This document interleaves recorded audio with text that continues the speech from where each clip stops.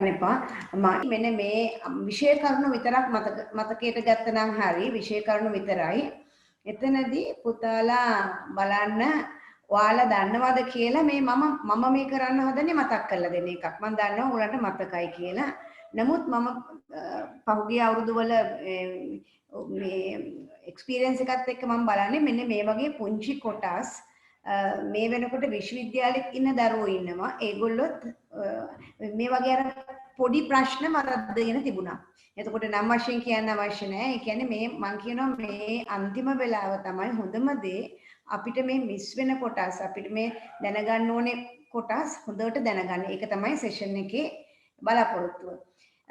ටක් ගාලා අපි මේ ටික බලාගමු. මේ තමයි පූර්ණ සංඛ්‍යාවක් මේ ඩෙසිමල් නම්බර් එකක්. ඒතර දශම සංඛ්‍යාවක් පූර්ණ සංඛ්‍යාව ඔයගොල්ලෝ බයිනරි කරලා තියෙනවා. දැන් මේ වගේ සංඛ්‍යා දැනගන්න ඕනේ. මෙතෙන්දි බලාපොරොත්තු වෙන්නේ ඔයා මෙන්න මේ පූර්ණ සංඛ්‍යාව වෙනම ගන්න ඕනේ. පූර්ණ සංඛ්‍යාව වෙනම බයිනරි කරගන්න ඕනේ. ඒ බයිනරි කරාට පස්සේ ඔයාට ලැබෙනවා පිළිතුරක්. මේ තමයි ඒ පිළිතුර. ඊට පස්සේ ඔයාට මෙතන හම්බ වෙනම දශම ස්ථානයෙන් පස්සේ හම්බ වෙන සංඛ්‍යාව දෙකෙන් වැඩි කර ඔයාට ගන්න පුළුවන් පිළිතුර. උදාහරණයක් මේ සංඛ්‍යාව 7.3.1.2.5 කියන විශාල සංඛ්‍යාවක්. නමුත් ඒකත් අපිට පුළුවන් දෙකෙන් වැඩි කරන්න. ඔයාට ලැබෙනවා පිළිතුරක්. හැබැයි ඔයාට පූර්ණ සංඛ්‍යාවක් විදිහට එක වැටෙනවා. එතකොට ඒක ගන්න එපා. ඒක ගන්න නැතුව අපි යන්නේ දශම ස්ථානයෙන් පිටිපස්සේ තියෙන ටික අරගෙන ඕක අපි නැවත මෙතෙන්ට අරගෙන ගිහිල්ලා නැවත දෙකෙන් වැඩි කරනවා. නැවත ඔයාට ලැබෙනවා 8.1.2.5 පිළිතුර. ඒක ගන්නවා මෙතනට දෙකෙන් වැඩි කරනවා. එතකොට එනවා ඔයාට 1.6.2.5 එක තියෙනවා. මේ ටික විතරක් අරගෙන මෙතෙන්ට ගන්නවා. හරි. දැන් ওই පැටර්න් එක තේරුණා නම් උඩ ඉඳන් යටට තමයි අපි පිළිතුර ගන්න. උඩ ඉඳන් යටට පිළිතුර ලියන්නේ. දැන් අපි පූර්ණ සංඛ්‍යාවල කොහොමද කරේ බෙදලා යට ඉඳන් උඩට ගත්තනේ. 1 ඉතුරු 1 මෙතන ඉඳන් උඩට ගන්න ඕනේ. එහෙම නෙවෙයි මේකේ උඩ ඉඳන් යටට ගන්න. ඒතර ඔයාට මේ අදහස තියෙනවා නම් අපි යමු තව පොඩ්ඩක් ඉස්සරහට. දැන් අපි යනවා binary to decimal. ඔයාට binary number එකක් දෙනකොට පුතේ ඔයා මොකද කරන්නේ? මෙන්න මේ විදිහට ඔයාට ගන්න පුළුවන් දෙකේ බල ඍණ 1 දෙකේ බල ඍණ 2 දෙකේ බල ඍණ 3 ඔහොම ගිහිල්ලා ඔයාට ගන්න පුළුවන්. ඒ කියන්නේ 0.5 ඔය වගේ ගන්න පුළුවන්. එතකොට මේකේ අපි මේක කොහොමද බිංදු ගණන් ගන්න නැහැනේ. අපිට මේ සංඛ්‍යා දෙක එකතු කරන්නයි තියෙන්නේ. එතකොට ඔයාට මෙතන එනවා කීයද? 6යි 2යි 5 කියන සංඛ්‍යාව වෙනවා. හැබැයි මේ ටික අපි දන්න කියන විදිහටනේ. මේක අපි දන්නවා. ඒ කියන්නේ 1යි 2යි 4 ගන්නෙ නැහැ. 8යි 16 ගන්න නැහැ. ඔය වගේ ගන්න පුළුවන්. ඒතර අපි ඉක්මනට ඒකත් දැන් දන්නවා. right. එතකොට ඊළඟට පුතාලට මෙන්න මේකත් අපි දැනගෙනම යමු. BCD වල මේ ඔයගොල්ලන්ගේ teacher instruction manual එකේ slide කීපයක් මේ slide එකට මම දාලා තියෙන්නේ. ඒකම මේ print එකක් අරගෙන තමයි. ඒතර ඔයා දැනගන්න ඕනේ පුතා මෙන්න මේකත්. අපි මම මේ presentation එක දානවා slide 100 ගාණක් තියෙනවා. ඒ ටික මම ඔයාලට දාන්නම්. මේකේ මේ summaries ටිකක් විතරයි මම කරලා තියෙන්නේ. බලා ගන්න ඕනේ විශේෂ කාරණා ටිකක්. character represent කරන methods 4 BCD, ABCD, ASCII, Unicode. ඔයාලට දැනගන්න ඕනේ පුතේ වෙනස්කම්. advantages disadvantages ඔන්න ඔය වගුව හොඳට බලා ගන්න ලුකුවට හිතට ගන්න එපා අපිට දැනගන්න BCD numbers represent කරන්න විතරයි ගන්නෙ.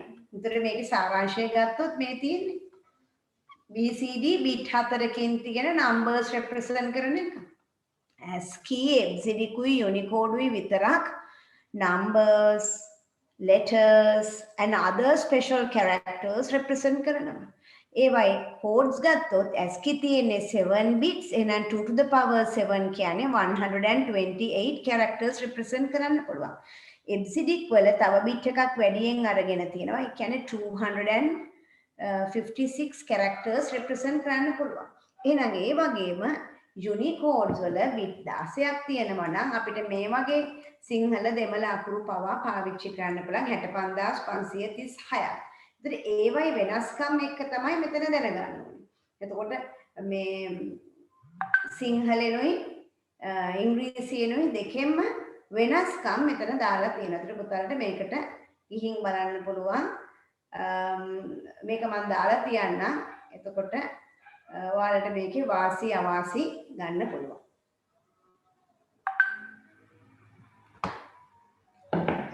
ඊළඟට පුතාලා එක්සෑම් එකට යනකොට ඔයාලට සමහර විට එක්සෑම් එකේ පේපර් එක දෙන්න ඉස්සෙල්ලා ඔයාලට කොළ හම්බ වෙනවනේ මේ වෙනකොට. දැන් මේ වෙනකොට එක්සෑම් එක අන්තිම හරිය. එතකොට ඉන්විජිලේටර්ස්ලා හොඳට අඳුනනවා. පුතාලට පුළුවන් කලින් දැන් ඉඳගත්තට පස්සේ සයින් කරපු දවසේ අස්සන 29 කියලා අස්සන දාපු කොලේ හම්බ වෙන්න පුළුවන් කලින් කටු කොලේ. ඒකේ ඔයාට අමතක වෙන දේවල් උදාහරණයක් මේක 7 state diagram එක හදිස්සි වෙලා ඉන්නේ නැතුව ටටක් ගාලා මෙහෙම ඉරි ගහලා 7 state diagram එක එතකොට එයි කියලා නෙවෙයි. ඕවා අඬලා තියාගත්තාම අර පොඩක් බය නැති වෙනවා. හිතේ බය නැති වෙනවා. ඔළුවේ තියෙන ඒවා අර කොලයකට ආවහම ෆිසිකල් මැටීරියල් එකකට ආවහම චුට්ටක් අර බය නැති වෙනවා. පුළුවන් නම් එහෙම කරගන්න උත්සාහ කරන්න. ගොඩක් වෙලාවට ඉන්විජිලේටර් පුතාලට කොලේ දෙනවා කලින්. කටු කොලේ කලින් දෙනවා. උන්නම් කලින් ඉල්ල ගන්න පුළුවන්. කියන්නත් පුළුවන් මට අමතක වෙන දේවල් ටිකක් තියෙනවා. ලියාගත්තට කමන්නේ නැහැ. මොකද ඔයා ඉන්නේ මේ වෙලාවේනේ. ඔයා එක්සෑම් එකේ ඔන්න මෙන්න ඉන්න වෙලාවේ. ඒතර මේ තමයි ඔයාගේ හෙක්සඩෙසිමල් ටේබල් එක. ඒකේ තියෙනවා ඔයාගේ ඔක්ටාල් ටේබල් එක සමස්ත හෙක්සඩෙසිමල් ටේබල් එකයි BCD ටේබල් එකයි තුනම තියෙනවා. මේක වුණත් හදිස්සිය අඳිනවට වඩා හොඳයි. කලින් අඳගන්න පුළුවන් වුණොත් හොඳයි. බැරි වුණොත් කරදර වෙන්න එපා. කලබල වෙන්න එපා. ඔයාට ඕනේ තරම් ඕක අඳින්න වෙලා තියෙනවා. සමහර වෙලාවට පේපර් එක දැක්කහම පේපර් එකට අනවශ්‍ය බයක් ඇති වෙන්න කලින් පේපර් එක නොබලා මේ දේවල් අද ගැනීමේ පොඩ්ඩක් තියෙනවා පොඩි වාසියක්. ඒත් දැන් මම හිතනවා මේ වෙනකොට පේපර් එකට බය කියන එක නැති වෙලා මොකද කීපයක් පේපර්ස් කරලා තියෙන හින්දා පුතාලට එහෙම බයක් නැහැ. දැන් තියෙන්නේ අර මේක ඉක්මනට ඉවර කරගන්න ඕනි කියන එකක් විතරනේ. ඒ හින්දා අපි වෙතෙන්ටත් යමුකෝ බලන්න. රයිට් මේ පෙන්නලා තියෙන්නේ අන්න ඒ වගේ ප්‍රශ්නයක් ආවොත් ඔයාලට පොඩි සහනයක් තියෙනවා අර මේ ටේබල් එක තියෙන එකේ. ඒකයි මම කියන්නේ. එතකොට ඒ කියන්නේ ABC කියලා ඔයාට දෙලා තියෙනවා නම් ඩෙසිමල් ඔක්ටාල් හෙක්සඩෙසිමල් නම්බර්ස් ඔයා ඉක්මනින් මේ නම්බර්ස් කන්වර්ට් කරගන්න පුළුවන් වෙන්න හොඳම දේ තමයි ඔයගේ කෙටි ක්‍රම පාවිච්චි කරන්න. එතකොට උදාහරණයක් මෙන්න මේ වගේ නම්බර් එකක් આવොත් බෙදලා යන්න කමක් නැහැ. බෙදලා යන්න වාට ඉක්මනට යන්න පුළුවන් බෙදලා යන්න. හැබැයි බෙදලා ගියාට පස්සේ ඔයාට එන පිළිතුර පුතේ කිසිම වෙලාවක චෙක් නොකර ඉන්න එපා. ඩබල් චෙක් කරගන්න. ඩබල් චෙක් කරන ක්‍රම කීපයක් තියෙනවා කියලා මම කිව්වා. පළවෙනි ක්‍රමය තමයි ඔයාට පුළුවන් ඒ සංඛ්‍යාව දැන් මේක ඉරට්ටේ ඔත්තේ සංඛ්‍යාවක් නේ. අගට එක කියන්නේ ඔත්තේ සංඛ්‍යාවක්. එහෙනම් මේ සංඛ්‍යාවේ අගට එකක් එනවා. එතකොට අන්න ඒ වගේ බැලූ බැලමට අපිට චෙක් කරගන්න පුළුවන් ක්‍රම තියෙන ඒවා චෙක් කරගන්න පුළුවන්. එතකොට අන්න ඒක දැන් මම මෙතෙන්දී මේක කන්වර්ට් කර ඉන්නේ නැහැ. ඔයගලන්ට අපරාධ මේ වෙලාව වටිනවා. මේ වෙලාවේදී උත්සාහ කරන්න ඕනේ වා නම්බර් කන්වර්ට් කරනකොට තියෙන කෙටි ක්‍රම භාවිතා කරන්න. මම මේ වෙලාවේ මතක් කරලා විතරයි දෙන්නේ. එතකොට එතනදී ඔයාට එක කෙටි ක්‍රමයක් තමයි ඔයා දන්නවා එකේ ඒවාම ආවොත් ගොඩක් මේ වගේ ඔයාට මේක කවුන්ට් කරන්න පුළුවන් 1 2 3 4 5. දෙකේ බල 5 කියන්නේ කීයද 32යි.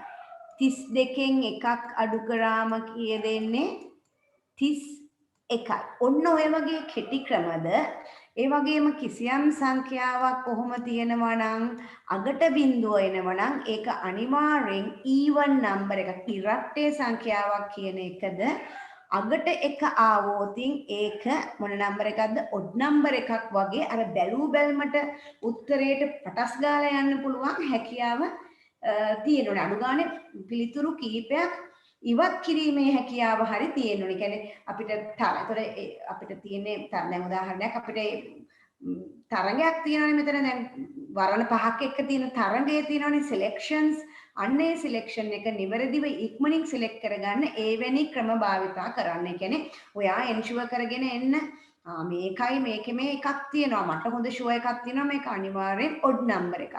ඒ වගේ කෙටි ක්‍රම භාවිතා කරන්න. මෙන්න මේක නම් මම කළා තියෙන්නේ මේ අන්තිමට එක එක්කෙනෙකුට අපි කලින් මෙන්න මේ ප්‍රශ්නෙදි කරේ ඒක තමයි මේ තියෙන්නේ.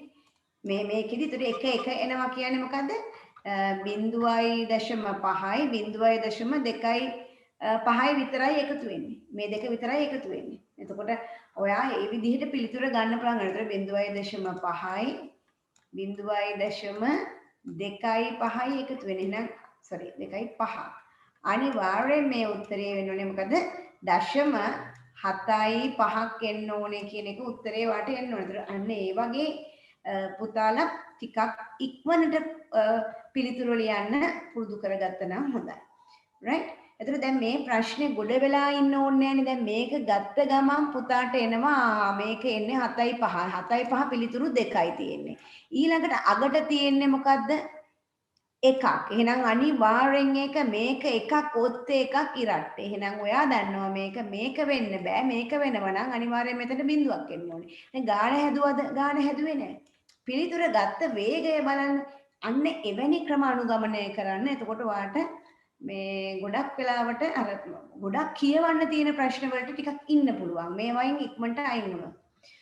හරි ඊළඟට අපිට මේ ඇරිත්මැටික් කවදාවත් නැතුව මේ අඩු කිරීම එන්න ප්‍රවණතාවයක් තියෙන බව දැනෙනවා. ඒක එහෙමමයි කියලා කියන්න අමාරුයි. නමුත් ඉතින් අපි අඩු කිරීම දන්නවා නම් අපිට ඒක කරන්නත් පුළුවන්. ඒතර අඩු කිරීමේ ක්‍රමවේදය තමයි ඔයා හොඳටම දන්නවා. එකෙන් එකක් ගියොත් නම් 0යි කියලා දන්නවා. එකෙන් බිඳුවක් ගියොත් අඩු වෙන්න දෙයක් නැති හින්දා 1යි කියලා දන්නවා. බිඳුවෙන් බිඳුවක් ගියම මොකුත් වෙන්නේ නැහැ. එහෙනම් බිඳුවම තමයි. එහෙනම් මෙතන විතරයි අපි දැනගත යුතු කාරණයක් තියෙන්නේ. ඒ තමයි බිඳුවකින් එකක් අඩු කරොත් අපිට යාළුවගෙන් ඉල්ල ගන්න වෙනවා. කොහොම ඉල්ල ගන්නකොට ඔයාට ඉල්ල ගන්න වෙන්නේ මේ විදිහ දෙකක්. මොකද බේස් එකෙන්නේ හම්බ වෙන්නේ. දැන් උදාහරණයක් මේකේ ගන්නවා නම් බේස් එකෙන් ගන්න වෙන්නේ. එතකොට බිඳුවෙන් බිඳුවක් ගියාම බිඳුවයි මොකුත් ප්‍රශ්නයක් නැහැ. මෙයාගෙන් නම් ඉල්ලන්න වෙනවා. හරි. එයා ඉල්ලුවම තියෙන එක්කෙනාගේ තිබුණු එකක් නැති වෙලා යනවා. දැන් දෙකෙන් එකක් ගියාම එකයි. දැන් මෙයාට බිඳුවයි බිඳුවෙන් බිඳුවයි එකෙන් එකක් ගියාම බිඳුවයි. අන්න ඒ විදිහට ඒ ස්වරයෙන් ගන්න පුළුවන් වෙන්න ඕනේ මේක. හරි. ඒ විදිහටම ඇයි අපිට පුළුවන්නේ ඔක්ටාල් මතක් කරගන්න පුළුවන් නම් ගොඩාක් හොඳයි. මොකද ඔක්ටාල් වල කරන්නේ මොකද්ද? අර විදිහටම දැන් මේ සංඛ්‍යාව මේ රතු පාට තියෙන සංඛ්‍යාව 5 2 1 කියන සංඛ්‍යාව තමයි සංඛ්‍යාව එකෙන් අඩු කරන්න ඕනේ 3 7 6 කියන සංඛ්‍යාව. 6න් එකක් අඩු කරන්න අමාරු නිසා යාළුවගෙන් ඉල්ලනවා. යාළුවගෙන් ඉල්ලනකොට යාළුවගේ තියෙන දෙකෙන් එකක් දෙනකොට දෙන්නේ 8ක්. පුතේ 8 දෙනකොට මොකද කරන්නේ? 8යි 9යි එකතු කරනවා. තියෙනවා එකක් දෙන්නේ 8ක්. ඒ දෙක එකතු කරාම 9යි.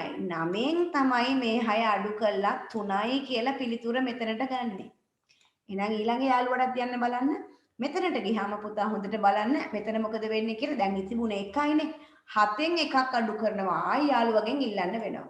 ඒ ඉල්ලනකොට යාළුවගේ තිබුණු 5න් එකක් දෙන්න වෙනවා.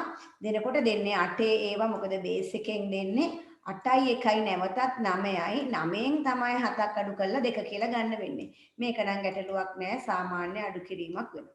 සෑම විටම බරෝ කරනකොට එයා බරෝ කරන්නේ කොහොමද? 8 තමන්ගේ බේස් එකෙන් තමයි එයා ණයට ගන්න ඉල්ලන්නේ. එතකොට මේ ප්‍රශ්නෙත් මම ඩිස්කස් කරන්නේ නැහැ. පුතාලට මම දාලා තියෙනවා. ડોකියුමන්ට් එක බලුවහම තේරෙයි.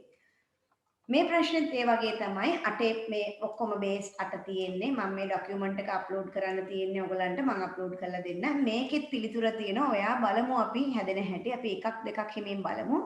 මේකෙත් එහෙමයි. මෙතනිනුත් යාළුවගෙන් ඉල්ලන්න වෙනවා. ඉල්ලනකොට යාළුවා ගාව නැහැ. ඔන්න යාළුවට දෙන්න වෙනවා. දෙනකොට යාළුවා දෙන්නේ 8න්.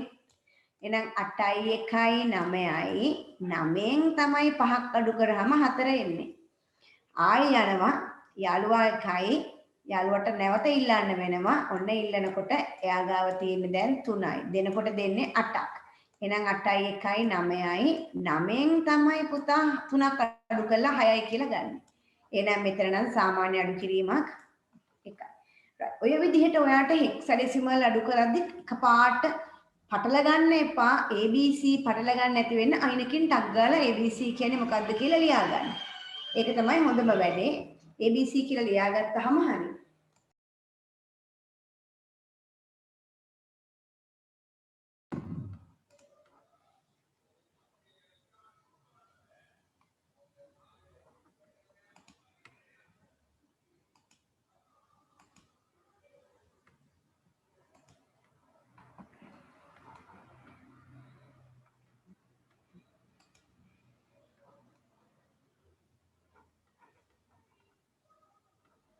right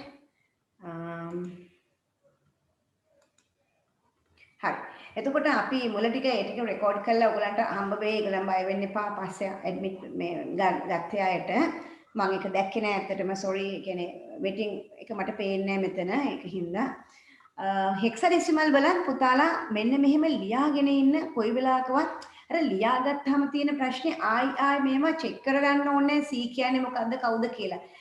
හැමතිස්සෙම අයිනේ ලියා ගන්න. එතකොට ඔයාට මේ A කියන්නේ නෙවෙයි. මම දන්නවා එක පාටම D කියන්නේ 13 කියන එක ඔළුවට එන්නේ නැති වෙන්න පුළුවන්. හදිසියේ ඒ රිස්ක් ගන්න එපා. අයිනකින් ලියා ගන්න A කියන්නේ 10 B කියන්නේ 11ක අයිනකින් ලියාගත්තාම ආයෙත් මුකුත් වෙන්නේ නැහැ. එහෙම නැත්නම් අර කලින්ම හෙක්සඩෙසිමල් ටේබල් එක ඇඳලා තිබ්බනම් ඒත් හොඳයි.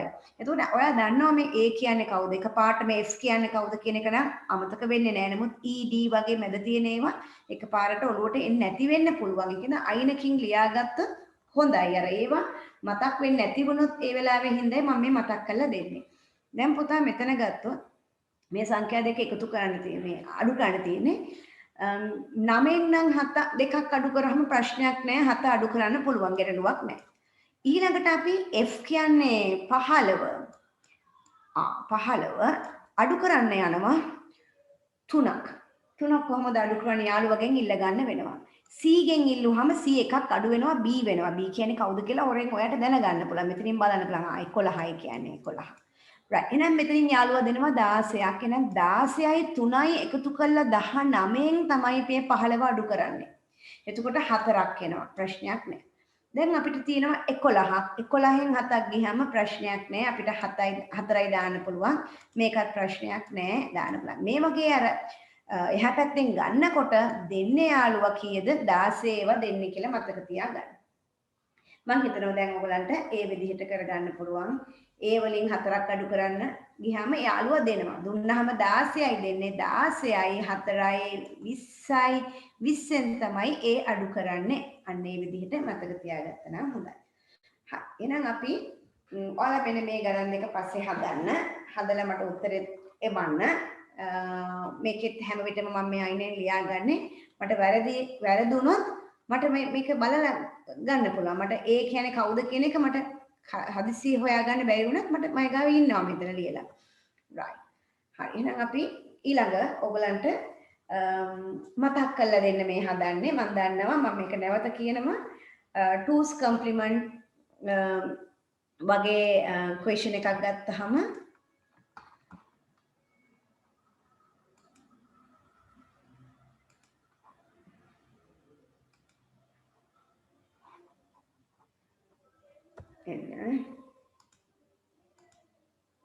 දැන් ඔයගලන්ට පේනවද මට මැසේජ් එක දැම්මත් කමන්නේ පේනවද ඔයගලන්ට පේනව නේද චුට්ටක් කියන්න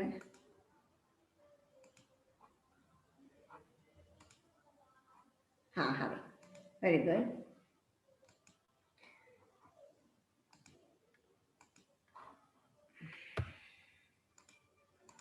හරි මෙන්න මෙතනදී ඔන්න මම නැවත කියන්නම් අපිට දැනගන්න ඕනේ sin magnitude 1's complement 2's complement කියන මේ තුනම පොඩි මතක් කිරීමක් විතරක් කරලා මම ඉස්සරහට යනවා.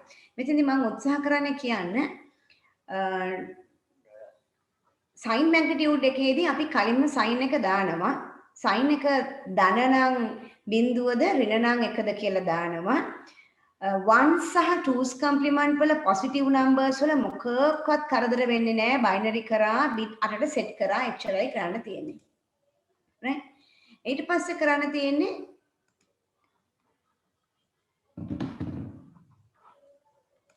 මෙන්න මේ meet එක right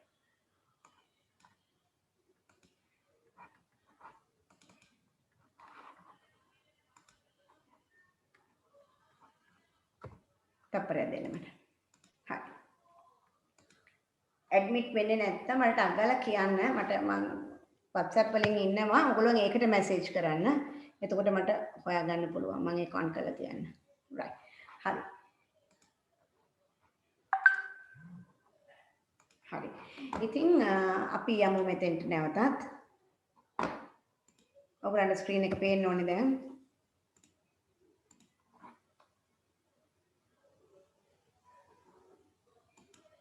හරි.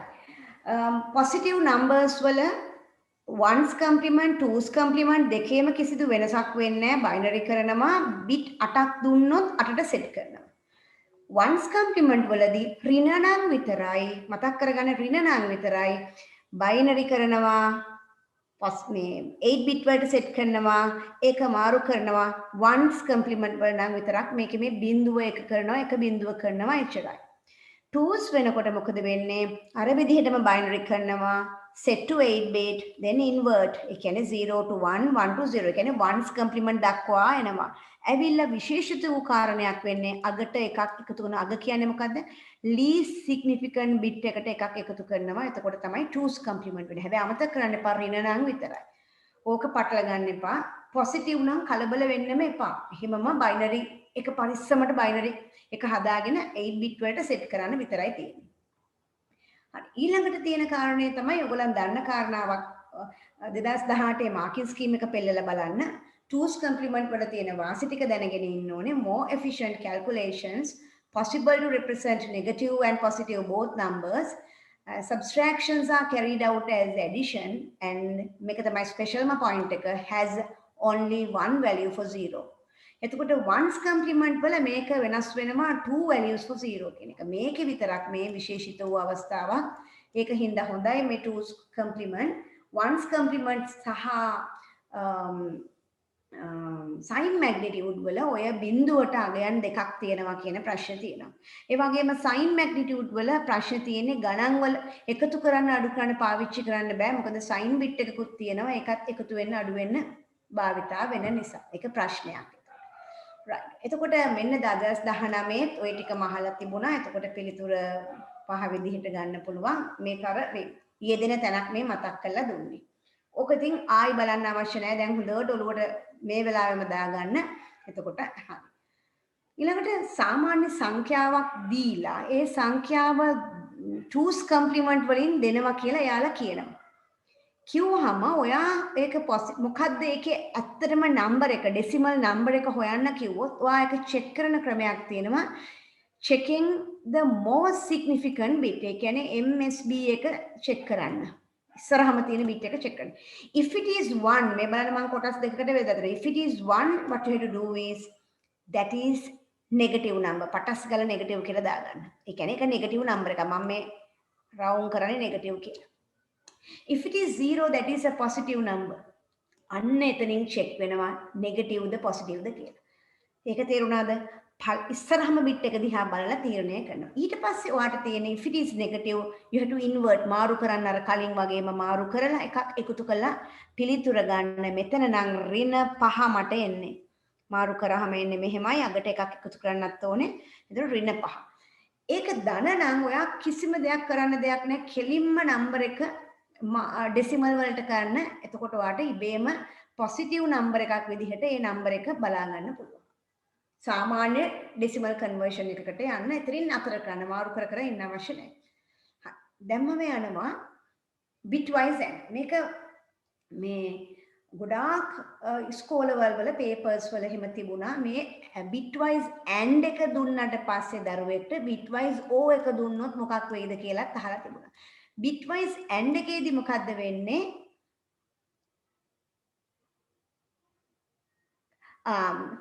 Twos complement and ones complement positive calculations වලදී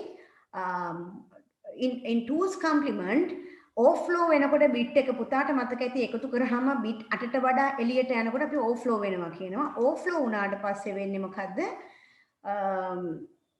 එයාට discard twos complement discard අයින් කරලා දානවා. කපලා දානවා මේක. වැඩිපුර overflow වෙච්ච bit එක කපනවා. හැබැයි ones complement වල ඒක ආයෙ ගෙනහලා අගට එකතු කරනවා. right ඒක වෙනසක් විදිහට දකින්න පුළුවන්. right ඊළඟට පුතා මගෙන් අහපු ප්‍රශ්නට උත්තරේ ඔන්න දැන් bitwise operators ගැන කතා කරනකොට නම්බර් එකක් දීලා තියෙනවා 010101 අනිත් පැත්තට දීලා තියෙනවා 1010 මේක AND gate එකෙන් දැම්මට පස්සේ මොකක්ද වෙන්නේ කියලායි මේ අහන්නේ. AND gate එකෙන් දැම්මහම වෙන්නේ මොකද්ද? AND gate එකෙන් දැම්මහම AND එකේදී දෙකම 1 නම් විතරයි 1 වෙන්නේ. දැන් මේ වෙලා තියෙන්නේ මොකද්ද? එකක්වත් දෙකම වන්න ඇවිල්ලා නෑ නේද පුතේ? එහෙනම් බිඳුව තමයි එන්නේ. හැබැයි මේක O ගේට් එකට આવොත් මොකක් වෙයිද? bit wise O වුණොත් එකක් හරි වන්නම් මොකද වෙන්නේ? අනිවාර්යෙන්ම ඔක්කොම එක වෙනවා. තේරුණාද? right. එහෙනම් ඔන්න බලා ගන්න bit wise O එකේදී ඔක්කොම එක එනවා. එතකොට ඒකේ ප්‍රශ්නයක් නැහැ.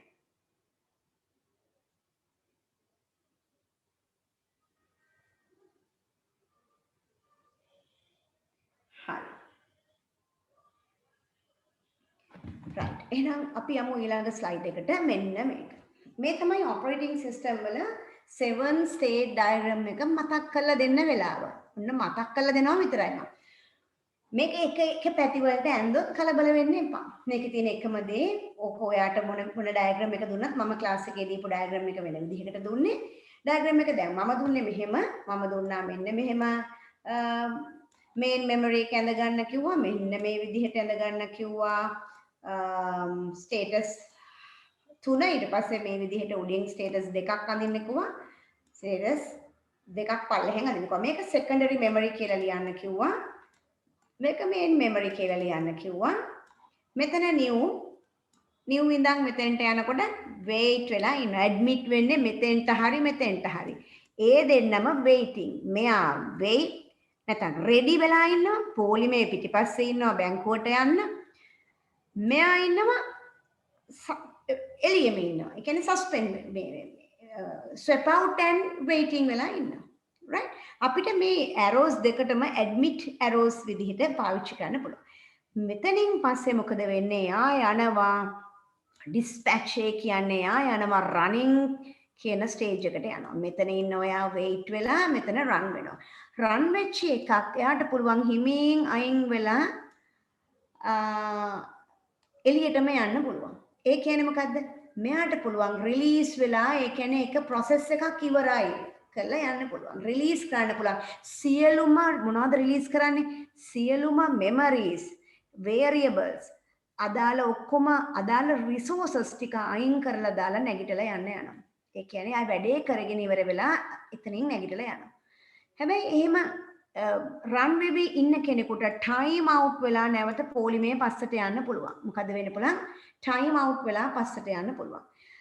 ඔය වගේ වෙලාවක ආයි පොලිමේ ඉඳලා නැවත ආයි රනින් වලට එන්න පුළුවන්. මොකද පොලිමේ ඉන්නම ඕනේ වේට් queue එකේ ඉන්න ඕනේ. ඉඳලා තමයි මෙතෙන්ට එන්නේ. සමහර වෙලාවල් තියෙනවා රනින් වෙවි ඉන්න ගමන් මොනවා හරි අඩුවක් වෙන්න පුළුවන්. IO නැත්නම් input output අඩුවක් වෙන්න පුළුවන්. wait වෙන්න පුළුවන්. ඒ හින්දා block වෙන්න පුළුවන් මෙතෙන්ට ගිහිල්ලා. ඔය block වෙලා ඉන්න කෙනෙක්ට යන්න පුළුවන් නැවතත් මෙන්න මේ විදිහට IO complete කරගෙන එයා යනවා ආයි පොලිමේ පිටිපස්සට යට කෙලින්ම run වලට යන්න බෑ. සමහර වෙලාවල් තියෙනවා swap out වෙනවා හේතුව main memory එකේ ඉඩ නැති වුනහම swapped out වෙනවා. තේරුණාද? swapped out වෙලා එළියට යන්න පුළුවන්. ඒ වගේම එයාට පුළුවන් නැවත activate කරන් එන්න මේ එළියට යනකොට පොඩි නමක් කියනවා suspend කරනවා කියනවා. නැවත activate කරගෙන මෙතෙන්ට එන්න පුළුවන්. ඒ වගේම මේ wait වෙච්ච කෙනෙකුටත් නැවත එළියට යන්න පුළුවන්. ඒ වගේම එයාට පුළුවන් ආයි එන්න පුළුවන්. ඒ කියන්නේ මෙයාට මොනවා හරි ෆයිල් එකක් නැතුව මොනවා හරි ඉන්පුට් අවුට්පුට් අඩුවක් හින්දා එයා සෙකන්ඩරි මෙමරි එකටම යනවා. ගිහිල්ලා එනවා. ඊට පස්සේ ඔයාලට විශේෂිත වූ ඇරෝ එකක් පේනවා මෙතනින්. සාමාන්‍යයෙන් අපි ඇරෝ එක යන්නේ මෙහෙමයි කියලා බලනවා. මම පාටක් ගන්න හදන්නේ. මම කහ පාට ගන්නවා. මෙතනින් මම පෙන්නනවා පුතේ මේ බ්ලොක් වෙච්ච කෙනෙක් සාමාන්‍යයෙන් IO complete කරන් wait යනවා හා සමානවම swapped out and blocked වෙච්ච කෙනෙක්ට ඒ විදිහටම active වෙලා යන්න පුළුවන් IO complete වෙලා මෙහෙට යන්න පුළුවන්. ඒ කියන්නේ same arrow block to wait ම තමයි swapped out and block එකේ ඉඳලා swapped out and waiting වලට යන්නේ. ඒ වගේම admit එකත් මේ විදිහට එන්න පුළුවන් මෙතනටත් admit වෙන්න පුළුවන්. right? ඕවා දැනගන්න ඕනේ. ඊළඟට විශේෂිත වූ කාරණය තමයි මෙන්න මෙහෙම අපිට පුළුවන් මෙන්න මෙතන අපිට කවුද මේ scheduler කියලා අඳුන ගන්න. මෙයා තමයි long scheduler එක. ඒකට ගොඩාක් ස්ලෝ ෂෙඩියුල් එකක්. Long term schedule. ඊට පස්සේ මෙන්න මෙතන ඉන්නවා මම කොළ පාටින් දාන මෙන්න මේ ඒරියා එකේ ස්වැපින් ස්වැප් අවුට් වෙන තැන ඉන්නවා මීඩියම් ටර්ම් ෂෙඩියුලර්ස්ලා ඉන්නවා. මෙන්න මෙතන ඩිස්පැච් කරන තැන CPU ෂෙඩියුලර් ඉන්නවා. යා තමයි ෆාස්ට්ම ෂෙඩියුලර් එකට. යාට නම් තුනක් තියෙනවා. එකක් කියනවා ෂෝට් ටර්ම් ෂෙඩියුලර්, දෙක කියනවා ඩිස්පැචර්, එහෙම නැත්නම් CPU ෂෙඩියුලර් කියලා කියනවා. එතකොට එයා ඉන්නේ මෙතන. right? එතකොට ඔයාට මම මේ කරේ අර පොඩ්ඩක් පොත බලලා මේ පොත දිගහැරලා පාඩම් කරන වෙලාව අඩු කරලා දුන්නා. මෙන්න මේ 7 ස්ටේට් ඩයග්‍රෑම් එක මතක් කරලා දීලා. දැන් බලමු මෙතනත් එක්ක මේ පෙන්ලා තියෙන මේ ඩිස්පැච් වෙනවා, රන් වෙනවා, රිලීස් වෙලා යනවා. ඉවෙන්ට් එකක් හින්දා වෙයිට් වෙනවා, බ්ලොක් වෙලා තියෙනවා. බ්ලොක් එක ඉවෙන්ට් එක නැවත IO කම්ප්ලීට් කරගෙන මෙහෙට එනවා. සමහර වෙලාවට ටයිම් අවුට් වෙලා යනවා. සමහරට ඩිස්පැච් වෙලා යනවා. පුතේ මේ ආශ්‍රිතව ඔයා මේකේ වැඩ කරන විදිහ හොඳට බලලා රවුම් කොහෙ තිබුණත් ඊතල දිහා හොඳට බලන්න. රනින් එකෙන් යන්නේ කොහාටද කියලා බලන්න. එකක් තමයි රනින් එකෙන් යනවා බ්ලොක් එකට. අනික රනින් එකෙන් යනවා රෙඩි කිව් එකේ පිටිපස්සට ටයිම් ස්ලයිස් එක ඉවර වෙලා ටයිම් අවුට් කියලා. එහෙම නැත්නම් එයාට එක්සිට් වෙලා යන්න පුළුවන්, එළියට යන්න පුළුවන්. right? ඒ කියන්නේ කම්ප්ලීට් කරන් යන්න.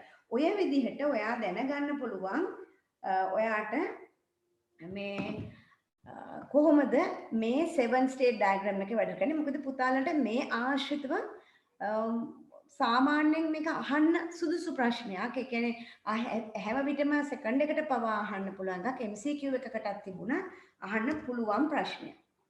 right. ඊළඟට මෙන්න මේක බේසික්ස් අමතක වෙයි. ඒක හින්දා මතක් කරගන්න. ඔයාලට මෙන්න මේක මතක ඇති අපේ සුපුරුදු ඩයග්‍රෑම් එක. අපේ කම්පියුටර් එකේ තියෙන විදිහ මතක් කරගමු අපි. සුපුරුදු ඩයග්‍රෑම් එක ඔයාගේ කම්පියුටර් එකේ තියෙනවා සෙන්ට්‍රල් ප්‍රොසෙසිං යුනිට් එක, CPU එක තියෙනවා. ඔයාගේ කම්පියුටර් එකේ හાર્ඩ් ඩිස්ක් එකක් තියෙනවා. මේ හાર્ඩ් ඩිස්ක් එකෙන් මොනවා හරි data එකක් මෙහෙම අරන් එනකොට ඒක මුලින්ම RAM එකට අරන් යන්න පුළුවන්. random access memory, ඔයගලන්ට primary memory කියලා කියන්න පුළුවන්. RAM එකට, RAM එකෙන් හිමින් අරන් යනවා කාටද? cache memory එකට. මේ ඉන්නේ cache memory. මේ cache memory එකේ හරි පුදුම දේවල් ටිකක් දැනගන්න ඕනේ. එකක් තමයි L1 cache එක කියලා cache එකක් තියෙනවා. මම එයා අඳිනවා L1 එක තියෙන්නේ central processing unit එක ඇතුලේ. එයාට ඇත්තටම රෙජිස්ටර්ත් එක්ක තමයි එයා ගනුදෙනු කරන්නේ. රෙජිස්ටර් එකක් ගාලා එයාට අවශ්‍ය වෙන data දෙන්න හදනවා. L2 සහ L3 එළියේ ඉඳී. එළියේ කියන්නේ මදර්බෝඩ් එකේ. right? දැන් මෙතන CPU යාළු වගේ ඉන්නවා කවුද? control unit ඉන්නවා, CU ඉන්නවා, control කරන්න ALU තමයි ගණන් හදන යාළුවා. එතකොට ALU එකට තමයි මෙයා ටට්ටක් ගාලා මේවා දාන්නේ. රෙජිස්ටර් එක ටක් ගාලා හැපතට දාන්නේ. ඒ වගේම පුතා දැනගන්න ඕනේ මේකේ මතක් කරගන්න මේ CPU ස්පීඩ් මනින ක්‍රම ගිගාහර්ට්ස් වලින් වයින්න පුළුවන්. ඒ වගේම මෙගාහර්ට්ස් වලින් වයින්න පුළුවන්. ඒ වගේම CPU එකේ word count එක කොහොමද මනින්නේ? bits වලින් මනින්න පුළුවන්. bits වලින් එක මනින්න පුළුවන්. ඔයාගේ කම්පියුටර් එකේ කොහොමද තියෙන්නේ කියලා අහුවොත් ඔයාලට පුළුවන් 64යි bits කියලා ඔයගොල්ලෝ කියයි. ගොඩක් අය 64 කියයි. සමහර අය 32 කියයි. එතකොට ඒ ඔයාලට මතක ඇති virtual memory ප්‍රශ්න එහෙම අහද්දී මෙන්න මේවා වැදගත් වෙනවා. ඊළඟට පුතේ මේකේ ස්පීඩ් එක ගත්තාම රොකට් එක මවා ගන්න අපි ඊට ඉස්සෙල්ලා තව චුටි දෙයක් කරමුකෝ. මෙහෙම මේක තියෙන එකේ අපි තව ලස්සන වැඩක් කරමුකෝ. මගේ ගාව තියෙනවා ලොකු ප්‍රෝග්‍රෑම් එකක්. ඒ ප්‍රෝග්‍රෑම් එක 3D Max. මේ ප්‍රෝග්‍රෑම් එක මේකට ලෝඩ් කරන්න ගියාම ප්‍රෝග්‍රෑම් එක විශාලයි මොකට වඩාද RAM එකට වඩා.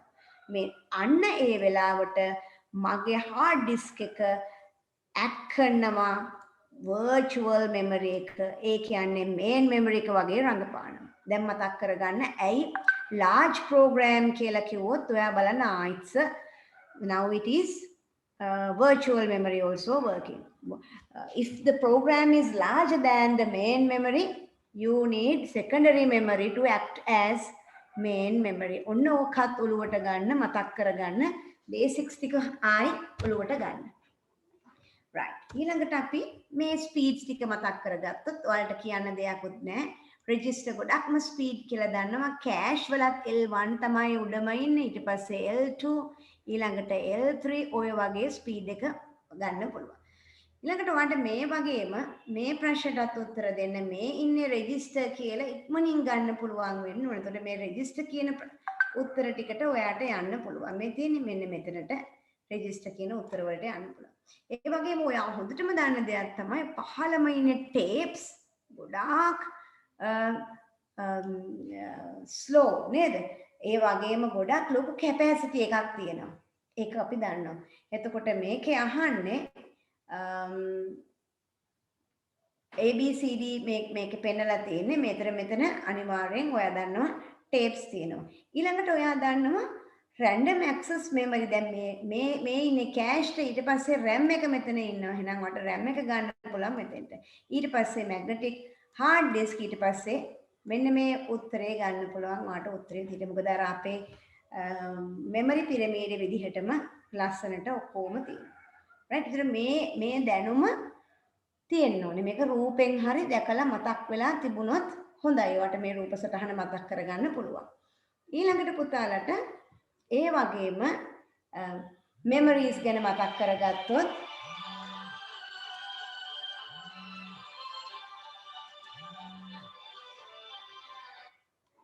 මෙමරීස් ගැන මතක් කරගත්තොත් හරි. මෙමරීස් ගැන මතක් කරගත්තොත් ඔයාට මෙතන අර රූප සටහනටම ඔයා දාගන්න පුතේ volatile memories මොනවද non volatile memories මොනවද කියලා අර රූප සටහනම අර අපි පෙන්නපු රූප සටහනටම ගිහිල්ලා ඒකෙත් දාගත්තොත් හොඳයි.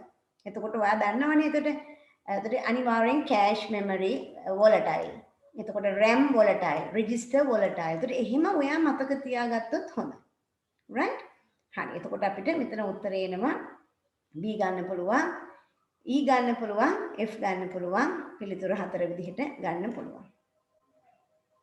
ඒ වගේම මේ අහන්නේ ස්පීඩ් එක අර විදිහටම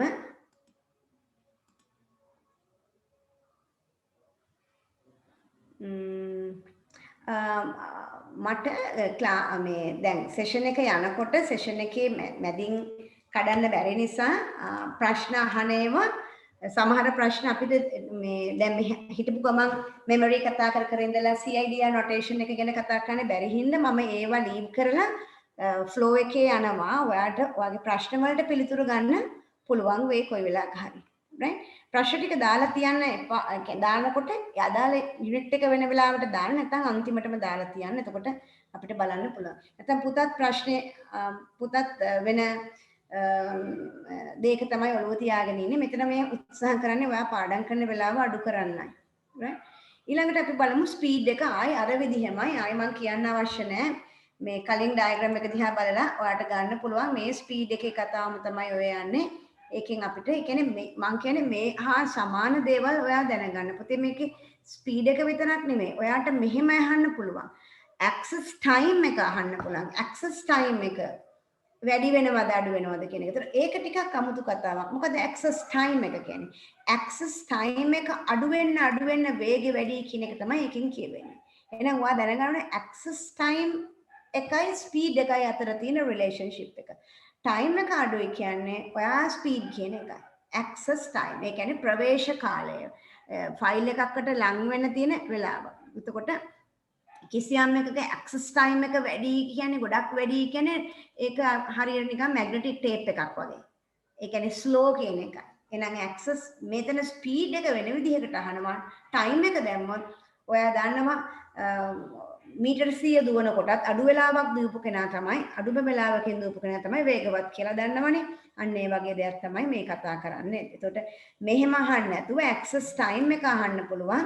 එතකොට පිළිතුර වෙන විදිහකට ගන්න වෙන්නේ. right. ඊළඟට අපි යමු ඊළඟ ප්‍රශ්නෙට. ඊට පස්සේ මේ ස්ලයිඩ්ස් එක මම ටිකක් ඉක්මනට යවන්නම්. ඔයා මේ අරක ආශ්‍රයත්ම ගියපු ටිකක් වන් නියුමන් ආකිටෙක්චර් ගැන දැනගන්න ඕනේ. ඉන්පුට් අවුට්පුට් මතක් කරගන්න. මේ අදාළ කොටස් ගැන අවබෝධයෙන් ඉන්න. right. ඊළඟට අපි මෙන්න මෙයා දැන් බලමු. මේක ටිකක් ඇහිච්ච මේ අලුත්ම ප්‍රශ්නයක් 2019ට ආපු අලුත්ම ප්‍රශ්නයක් 2019 සිලබස් එකට ආපු අලුත්ම සංකල්පයක් ඒ තමයි මේ කියන ෆුල් ඇඩර් හාෆ් ඇඩර් කියන එක. ඒතර මේ පෙන්නලා තියෙන්නේ හාෆ් ඇඩර් එකක් පුතාට මම ටග් ගාලා ස්ලයිඩ් එක පෙන්නන්නම්. මේ තියෙන්නේ හාෆ් ඇඩර් එක. ඇඩර් එකක් කියලා කියන්නේ ලොකු දෙයක් නෙවෙයි. අපි දන්න කියන එකතු කිරීමකදී බයිනරි වල 0.0යි වුණාම ඕගොල්ලෝ දන්නවා 0යි කියලා. එකකුයි බිඳුවකුයි එකතු වුණාම ඕගොල්ලෝ දන්නවා 1යි කියලා. හැබැයි ඕගොල්ලෝ දන්නවා 1යි 1යි එකතු වුණාම මොකද වෙන්නේ කියලා 0යි එහාට එළියට පයින්නවා 1. ඒකට කියනවා කැරි බිට් එක කියලා. මෙයා තමයි කැරි බිට් එක. එතකොට මෙන්න මෙතනදී මම බලාපොරොත්තු වෙනවා සම් එක ගන්න කොහොමද කියන එක පෙන්වන්න. සම් එක ගන්නේ ඔන්න අපි 0.01ම 0යි අරන් යන බිට් එකක් ඇත්තේ නැහැ. බලන්නකො මේවයි අරන් යන බිට්ස් තියනවද කියලා. ඒකයි මේ කියන්නේ. එතකොට 1යි 1යි ගත්තොත් විතරයි අරන් යන බිට් එකක් තියෙන්නේ. ඊට පස්සේ කැරි කියන්නේ අරන් යන බිට් එකට. සම් කියන්නේ අර එකතුවට එන උත්තරේට.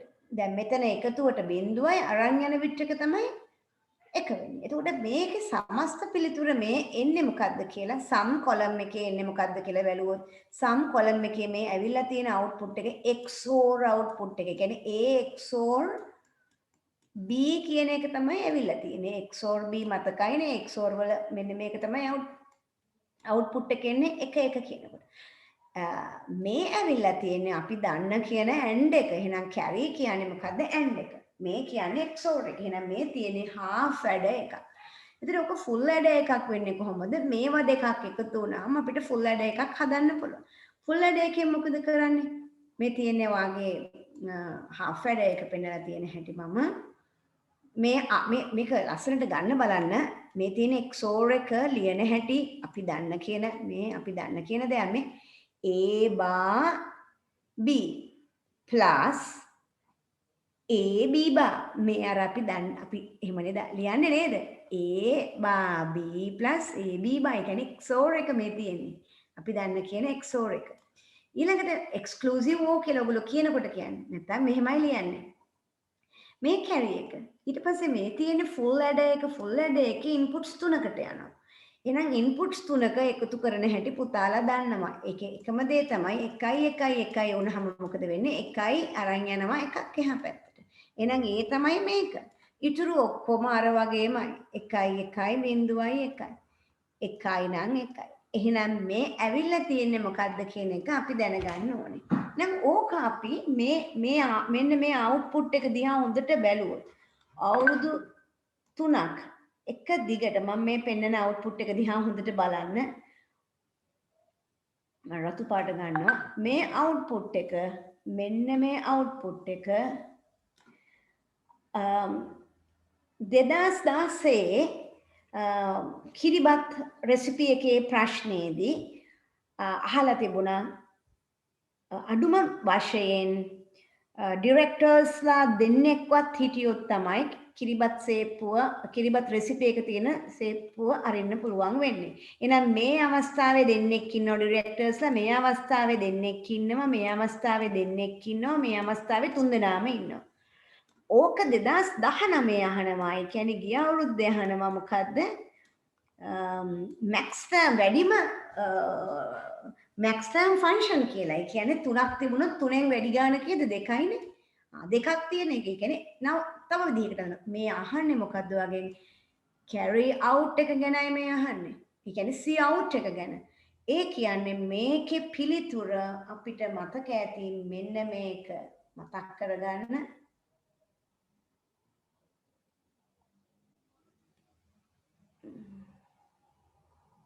alright මම අහන් දෙන්නම් වාට මේකේ පිළිතුර වෙන්නේ මොකද්ද? AB මතක ඇති output එක AB BC plus AC මේ ඔයාට මතක ඇති 2019 අවුරුද්දේ උත්තරේ 2016 අවුරුද්දේ උත්තරේ ඒක තමයි මේ ඇවිල්ලා තියෙන්නේ. ඒ කියන්නේ ඔයාට output එක විදිහට මෙන්න මේක ගන්න පුළුවන් මේ උත්තරේ බලන්න. මෙන්න මේක BC සහ AC කියන උත්තරේ ගන්න පුළුවන්. ඒ කියන්නේ C out එක විදිහට මේක තමයි අර මං කියපු 2019 සෙකන්ඩ් පේපර් එකේ ආපු ප්‍රශ්නේ. ඒ වගේම ඔයා මේක සිම්ප්ලිෆයි කරන්න පුතේ. මේ ටික අරගෙන සිම්ප්ලිෆයි කරන්න. එතකොට ඔයාට ඒක ගන්න පුළුවන්. මේක ගන්න තාම දන්නේ නැත්නම් මම ස්ලයිඩ් එකේ ඒක දාන්නම් ඔයාට. මෙන්න මේකයි මේකයි ඔයා සුළු කරාම ඔයාට එන්නේ AB BC AC කියන උත්තරේ. ඕක අපිට මෙන්න මෙතනදී ලැබෙනවා පිළිතුර. The logic function of C out can be AB plus BC plus AC. That's correct. ඊළඟට මේ කියන්නේ මොකද්ද කියලා අපි දන්නවා. A XOR B XOR C අපි ගිහින් බලලෙමු. ඒක දැවිලා තියෙන කියලා. ඔව් හරියටම හරි. මේ තියෙන්නේ එකක් හරි 1 වෙනකොට 1. එකක් 1 වෙනකොට 1. දෙකක් 1 වෙනකොට 0. XOR ගේ විදිහ එහෙමයි. යාගේ බලන්නේ ඔත්ති සංඛ්‍යාවයි. එයා බලනවා මෙන්න මෙතන තියෙන ඒවයි ඔත්ති එකේ ඒවා තියෙනවද නැහැ. එහෙනම් ප්‍රශ්නයක් නැහැ. බිඳුවයි. එකේ ඒවා එකක් හෝ තුනක් තිබුණොත් එයා පටස් ගාලා අවුට්පුට් එක දානවා. ඒ XOR ගේ විදිහ එහෙනම් sum කියන්නේ මොකද්ද? A XOR B XOR C XOR කියන එක තමයි. කියන්නේ carry in XOR මේ තුනේ XOR එක තමයි මේ ඇවිල්ලා තියෙන්නේ. මේ බලන්නකො එකක් තියෙනකොට 1. තුනක් තියෙනකොට 1. එහෙනම් ඔයාගේ පිළිතුර මෙන්න මේ විදිහට ඒකත් ගන්න පුළුවන්. A XOR B XOR C in කියන එක ගන්න පුළුවන් sum එක විදිහට. ඊට පස්සේ අහනවා it implement the full adder. හරියටම හරි එකත් හරි. එහෙනම් all 1 2 and 3 roman numbers ඒ තුනම හරි කියලා ගන්නවා. මේක ඔයා හොඳට මේ ස්ලයිඩ් එක බලලා යන්න. අදහස ගන්න, රටාව තේරුම් ගන්න, sum එන්නේ කොහොමද බලන්න, carry out එකේ out එක මොකද්ද කියලා බලාගෙන යන්න. මේ තියෙන්නේ ඒකේ සිංහලෙන් පූර්ණ ආකලන කියනවා. ඒකේ සර්කිට් එක අඳින විදිහක්. මෙහෙම අඳින්න පුළුවන් පුතේ, මෙහෙම අඳින්න පුළුවන්. ඔයා ගොඩක් වෙලාවට අඳින්නේ මෙන්න මේ විදිහට. මේක කමන්නේ. right. එහෙනම් අපි ඊළඟට යමු. මෙන්න මේක. මට මෙන්න මේක ගැන නැවත කියන්න අවශ්‍යයි. අපිට පුරුදු කානු මැප් එකේ zeros අරගෙන මට ඕනේ කානු මැප් එකේ එකේ ඒවා ආවොත් පුතාලා කොහොමද කරන්නේ කියන එක බලන්න. එතකොට මේ අපි කිව්වොත් කානු මැප් එක අඳිද්දී අනිවාර්යෙන් මේ විදිහට කම්ප්ලීට් කරගන්න ඔයාගේ මේ විදිහට බිංදු 1 2ම දාන්න. ඒක අත්‍යවශ්‍යයි. හරිද? දැන් මට ඕනේ ඔයාගෙන් අහලා තිබෙනවා බිංදු වලින් දැන් අපිට sum of product වලින් පුරුදු අනිත් පැත්තට කොහොමද කරන්නේ කියලා බලන්න පුළුවන්. නේ? එතකොට අපි බලන්නේ මෙන්න මේ බිංදුව අර විදිහටම ගන්නවා, මේකත් අර විදිහටම ගන්නවා. මේක ඔයාට මාකින් ස්කීම් එකකත් මේ විදිහට 2018 දීලා තිබුණා. ඒ කියන්නේ simplified POS විදිහට, product of sum විදිහට. එතකොට ඔයා ගන්න ඕනේ කොහොමද කියලා බලන්න. එතකොට අර බිඳුව තියෙන තැන් අපි ගන්නෙ කොහොමද කියලා මතක් කරගමු. අපි නැවතත් මෙන්න මෙහෙමයි ගන්නෙ. මෙතන දැන් sum of product එකේ නම් SOP වල නම් අපි මේවා බිඳු කියලානේ ගන්නෙ. A බා මේකට කියන්නේ A බා. මේකට ගන්නෙ B බා කියලා. මේකට කියන්නේ A බා කියලා. මෙතන BC තියෙන්න ඕනේ. sorry. මම එකයි ඉඳලා තිබුණේ. මේක මකමු ආයි. මෙතන A B C දෙකම තියෙනවා. C තියෙනවා. හොඳේ. right. දැන් ගමු අපි A dash B dash කියන එක තමයි අපි දන්නේ. නමුත් මේක ගන්නකොට කොහොමද ගන්නේ? මෙතන එයා ගන්න A කියලා. A බිඳුව තිබුණාම එයා ගන්න කොහොමද බිඳුවේදී? A plus උඩින් ගත්තොත් එයාට කවුද හම්බ වෙන්නේ? මෙතන හම්බ වෙන්නේ එයාට A. මේක මම කන්නම් ආයේ B ලියලා තියෙන්නේ. මෙතන BC එන්න ඕනේ නේද පුතේ? හරි. එහෙනම් කවුද එන්නේ කියලා බලන්න මෙතන. A plus මෙතන එන්නේ බිඳුව එනං ඒක තමයි සමාන තියෙන්නේ. එහෙනම් B කියලා එනවා. right. හරි. එහෙනම් අනිත් පැත්ත මේක ගන්න. මේ කවුද ඉන්නේ එහෙනම්? එයාට අපි B කියමු. B මෙයාට ගන්නෙ කොහොමද? C dash කියලා කියමු. මේ ඉන්නේ C dash. එතකොට එයා මේ විදිහට ගන්න පුළුවන්. එහෙනම් මෙන්න මේක උත්තරේ විදිහට ගන්නවා. එතකොට පුතාලා බලන්න මේ sum of product වලින් ගන්නවා වගේම product of sum වලිනුත් ගන්නවා නම් කොහොමද ගන්න කියලා දැනගන්න ඕනේ. හරිද? right. හරි. ඊළඟට මම යනවා මෙන්න මේ ටිකට. මේ තම බේසික්ස් වල හිටපු හින්දා ටග් ගාලා යනවා මෙන්න network කොටස් ටිකට. right. දැන් පුතාලා මතක් කරගන්න අර පොත පෙළ ගන්න ඔයගොල්ලන්ගේ mind maps තියෙනවා ගොඩාක්. property of signal දැනගන්න මොනවද කියලා. amplitude එක දැනගන්න height කියන්නේ amplitude එක. ඒ වගේම frequency කියන්නේ මෙන්න මේ වගේ තත්පරයකට යන number of complete waves that pass a point in 1 second, right? Measured in hertz. සංඛ්‍යාතය කියන්නේ සංඥාවක් තත්පරයකට කොච්චර ප්‍රමාණයක් යනවද කියන එකයි. right? ඊළඟට ආයාමය කියලා කියන්නේ මොකද්ද? යාබද ශීර්ෂ නෙවෙයි. ඒක ඇත්තට මම හැමදාම මේක තේරුම් කරනකොට එහෙම කියනවා මෙන්න මේ වගේ තරංගයක් තියෙනවා නම් තරංග ආයාමය නැත්තම්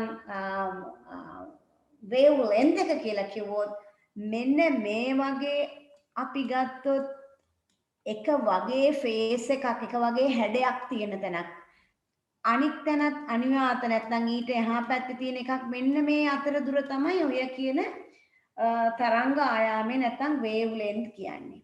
right?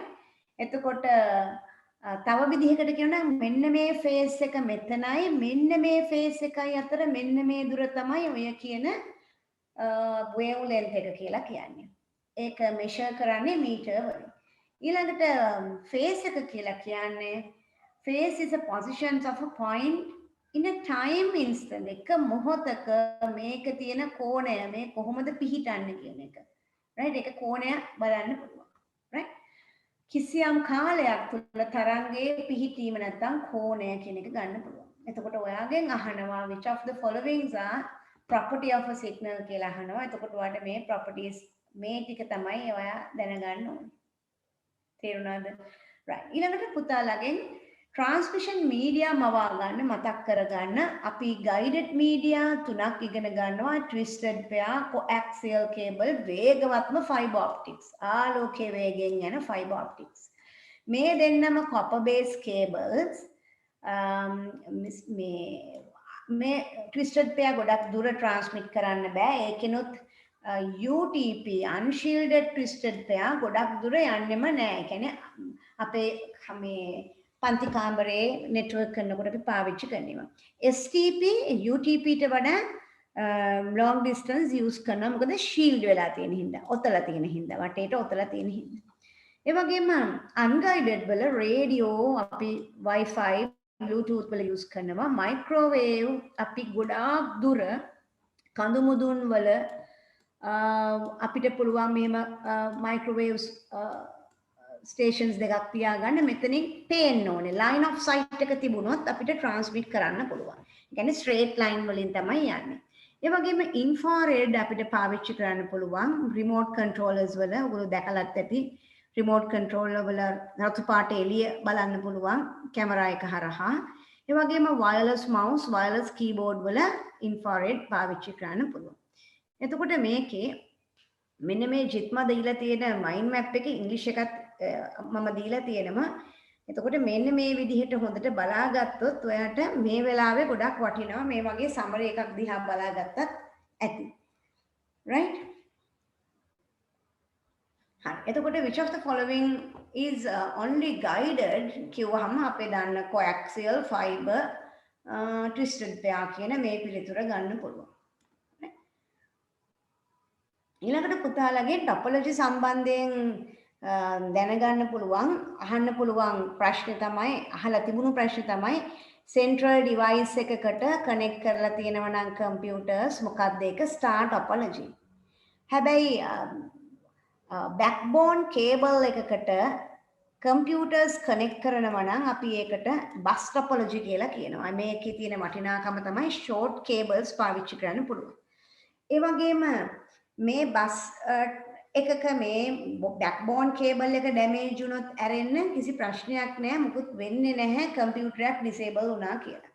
හැබැයි රින් ටොපොලොජි නම් වටේ අතින් අල්ලන් ඉන්න යාළුවෝ ටිකක් වගේ තමයි. දෙපැත්තේ ඉන්න කම්පියුටර්ස් දෙකත් එක කනෙක්ට් වෙලා තියෙනවා. සිංගල් සයිඩ් ට්‍රාන්ස්මිෂන් එකක් යනවා. එකකට එකක් ඔයගේ කනෙක්ට් වෙලා. එක කම්පියුටරයක් ඩිසේබල් වුණොත් එන්ටයර් නෙට්වර්ක් එක ඩිසේබල් වෙනවා. ට්‍රී ටොපොලොජි මවා ගන්න බස් සහ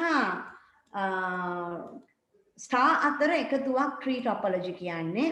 ඒක මවා ගන්න. ඒකේ තියෙන ඊළඟ වටිනාකම තමයි එක එක ලෙවල්ස් වලට ඇඩ්මින් රයිට්ස් දෙන්න පුළුවන්. මේක එක නෙට්වර්ක් එක මේ ඒ වගේ හදා ගන්න පුළුවන්. මෙෂ් එකේ තියෙන වැඩේ තමයි one to one all computers connect with all computers. right? ඒක ගන්න පුළුවන්.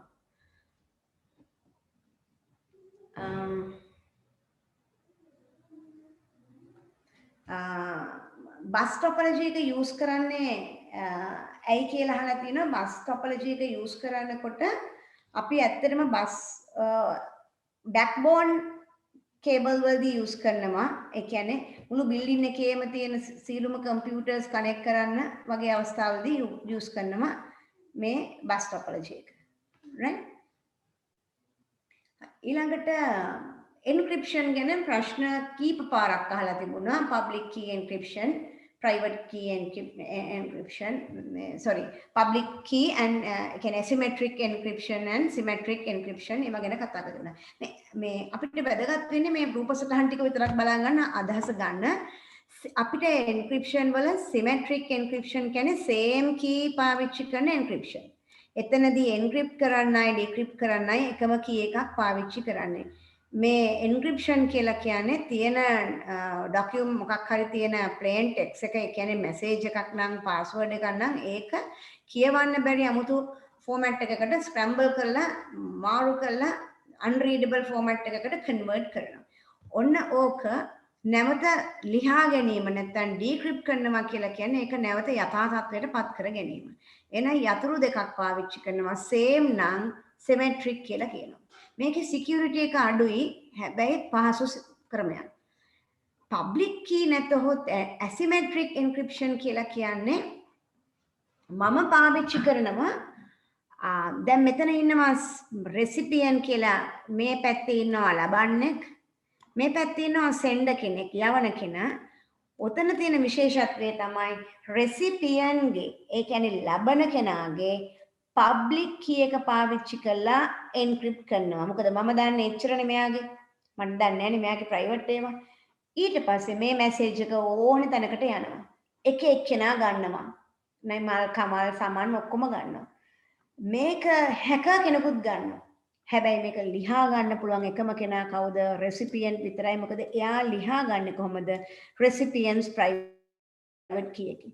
එහෙනම් මතක තියාගන්න asymmetric encryption වලදී නැත්නම් public key encryption වලදී recipient ගේ දේවල් විතරයි ගන්නෙ. recipient ගේ public එකෙන් encrypt කරනවා, ලියා ගන්න decrypt කරන්නේ recipient ගේ private එකෙන්. ඕකෙම විරුද්ධ පැත්ත තමයි signature ගහනකොට. signature එක කරන්නේ sender ගේ දේවල් වලින්. sender නේ ගහන්නේ.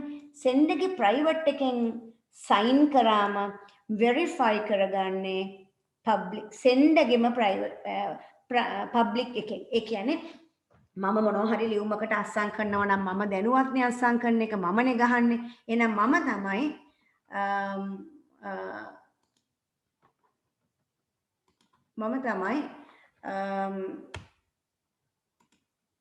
sign එක දාන්න ඕනේ. එහෙනම් sender ගේ private key එකයි sender ගේ public එකෙන් තමයි ඒක verify කරගන්නේ. ඒ කියන්නේ මම අස්සන ගැහුවට පස්සේ කමක් නැහැ. කවුරු verify කරත් මමනේ ගහලා තියන්නේ, මම sender නේ, මම private එකෙන් sign එක දැම්මට පස්සේ මගේ public එක හැමෝම ගාව තියෙනවා. සාමාන්‍යයෙන් මේ public key එක හැමෝම ගාව තියෙන එක, private එක තියෙන තමන් ගාව විතරයි, අදාළ කෙනා ගාව විතරයි. එහෙම කරන්න පුළුවන්. ඒතකොට ඒ අනුව ඔයාට මේකේ පිළිතුරු යන්න පුළුවන්. public key encryption වල decrypt වල public key and private key is encrypt and decrypt process is called asymmetric encryption. එතකොට ඔය විදිහට වාට පිළිතුරු හදා ගන්න පුළුවන්. මේ කොටස් වලින් තමයි එන්න කියන්නේ මේ කොටස දැනගෙන ඉන්න ඕනේ. right. ඊළඟට පුතාලා දැනගන්න ඕනේ sign කරලා encrypt කරලා යන එක කොහොමද යන්නේ කියලා දැනගත්තොත් හොඳයි. ඊළඟට network diagram එක ඇඳීමේදී සැලකිය යුතු කාරණා කීපයක් මම මතක් කරලා දෙනවා. අංක 1 තමයි ඔයා අඳින ඩයග්‍රෑම් එකේ ඉන්ටර්නෙට් කියලා බලාකුලක් ඇඳලා අපි පිළිගන්නේ නැහැ ඒක ඉන්ටර්නෙට් කියලා. අපි ලියන්න ඕනේ ලේබල් කරන්න ඕනේ මේක ඉන්ටර්නෙට් කියලා ලියන්න ඕනේ. ඒක මතක තියාගන්න ඕනේ අනිවාර්යෙන්. ඒ ඉන්ටර්නෙට් ක්ලවුඩ් එක ඇඳට මදි ඉන්ටර්නෙට් කියන්නේ මොකක්ද කියන එක පෙන්වන්න ඕනේ ලියලා ගන්න. ඊට පස්සේ ඒක ඇතුලේ ඉන්ටර්නෙට් සර්විස් ප්‍රොවයිඩර් නැත්නම් ISP කියලා පෙන්නුවොත් වඩා හොඳයි. ඊට පස්සේ ඒකෙන් තමයි රවුටර් එකට ගිහිල්ලා මෙහෙම පෙන්නුවට රවුටර් කියන්න එපා රවුටර් කියලාම ලියන්න. රවුටර් කියලා හරියට ස්පෙලිං හරියට ලියන්න. ඊළඟට ඒකෙන් පස්සේ යන්න ඕනේ ෆයර්වෝල් එක හරහා. මොකද බල්ල බඳින්නේ ගේට්ටුවෙන් ඇතුල් පැත්තේ කියලා කියනවනේ. එහෙනම් මෙතන ෆයර්වෝල් එක ඇඳලා ෆයර්වෝල් කියලා ලියන්න ඕනේ. ඊට පස්සේ ඔයාට පුළුවන් ප්‍රධාන ස්විච් එකට දාන්න මේක. මේ තමයි නිකන් ලියන්න බෑ පුතේ. ඔයා ස්විච් නම් ස්විච් කියලා ලියන්න. අදාළ බිල්ඩිමේ නමක් සමග ස්විච් එක ලියන්න. ඒක HR නම් HR, IT නම් IT ස්විච් කියලා ලියන්න. ස්විච් එක ඇඳලා කම්පියුටර් එකක් ඇඳලා නම් කරන්න ඒක PC කියලා. ඒක මොකද්ද කියන එක අපි දැනගන්න. PC1 නම් 1 කියලා කියන්න ඕනේ. අදාළ IP එකක් තියෙනවා නම් IP එක ලිව්වට කමක් නැහැ. IP address එක ලියන්න. ඒක කමක් නැහැ. ඊළඟට මෙන්න මේ වයර් මොනවද කියලා ලියන්න. ඒවා twisted pair කියලා ලියන්න. TP. ඊට පස්සේ මේ ස්විච් එකෙන් තවත් ස්විච් එකකට සම්බන්ධ වෙනවා නම් ඔයාට ඒ ස්විච් දෙක අතර සම්බන්ධ කිරීමට fiber optic cable පාවිච්චි කරනවා කියලා ලියන්න. fiber optic. ඊළඟට මේ ප්‍රධාන ස්විච් එකට ඔයාට දාන්න පුළුවන් ඔන්න proxy server එක දාන්න පුළුවන්. මොකද proxy හරහා තමයි මේ ප්‍රධානම ස්විච් එක හරහා තමයි proxy එක යන්න ඕනේ. ඊළඟට ඔයාට මේ ප්‍රධාන ස්විච් එකට සම්බන්ධ කළ හැකි තව ඒවා තමයි DNS සර්වර් එක, මේල් සර්වර් එක, වෙබ් සර්වර් එක, ඔය සර්වර්ස් ටිකත් මේන් එකට සම්බන්ධ කරන මේක වගේ කෝ ස්විච් එක. ඊට පස්සේ පුතාට තියෙනවා මේ කම්පියුටරේට printer එකක් සම්බන්ධ කරන්න කිව්වොත් මෙහෙම ගහලා printer හරි scan එක හරි කම්පියුටරේට සම්බන්ධ කරන්න. අපි ස්විච් එකට ගහන්නේ නැහැ කොයි වෙලාවකවත්. එහෙනම් මෙතන නිකන් බෑ ලියන්න printer කියලා ලියන්න. ලේබල් කිරීම නම් නැවත කියනවා අත්‍යවශ්‍ය වෙනවා. ඊට පස්සේ ඔයාගේ මොනවා හරි මේ කම්පියුටරේ සිස්ටම් එකක් දාලා තියෙනවා නම් LMS එකක්. එහෙනම් මේක ඇතුලේ ලියන්න LMS කියලා. software එකක් නේ. right? ඒක ලියන්න පුළුවන්.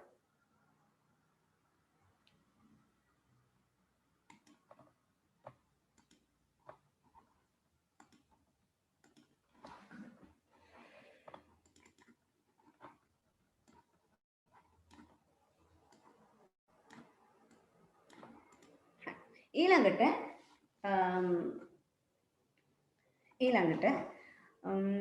ඔය ටික තමයි දැනගන්න තියෙන්නේ. proxy server, DNS server මේ තියෙන switches වල නම් දාලා මේකේ නම් computers දාලා තිබුණේ නැහැ මේ අවුරුදු දෙකේ.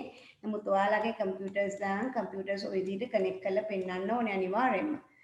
ඊළඟට ඒක හරි modulation.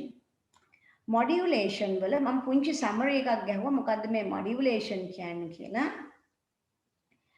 මේකේ මේ ප්‍රධාන property තුන පාවිච්චි කරලා modulating signal එක තියෙනවා, carrier signal එක තියෙනවා, modulated signal එක තියෙනවා. මේ අද පෙන්නලා තියෙන්නේ මේ.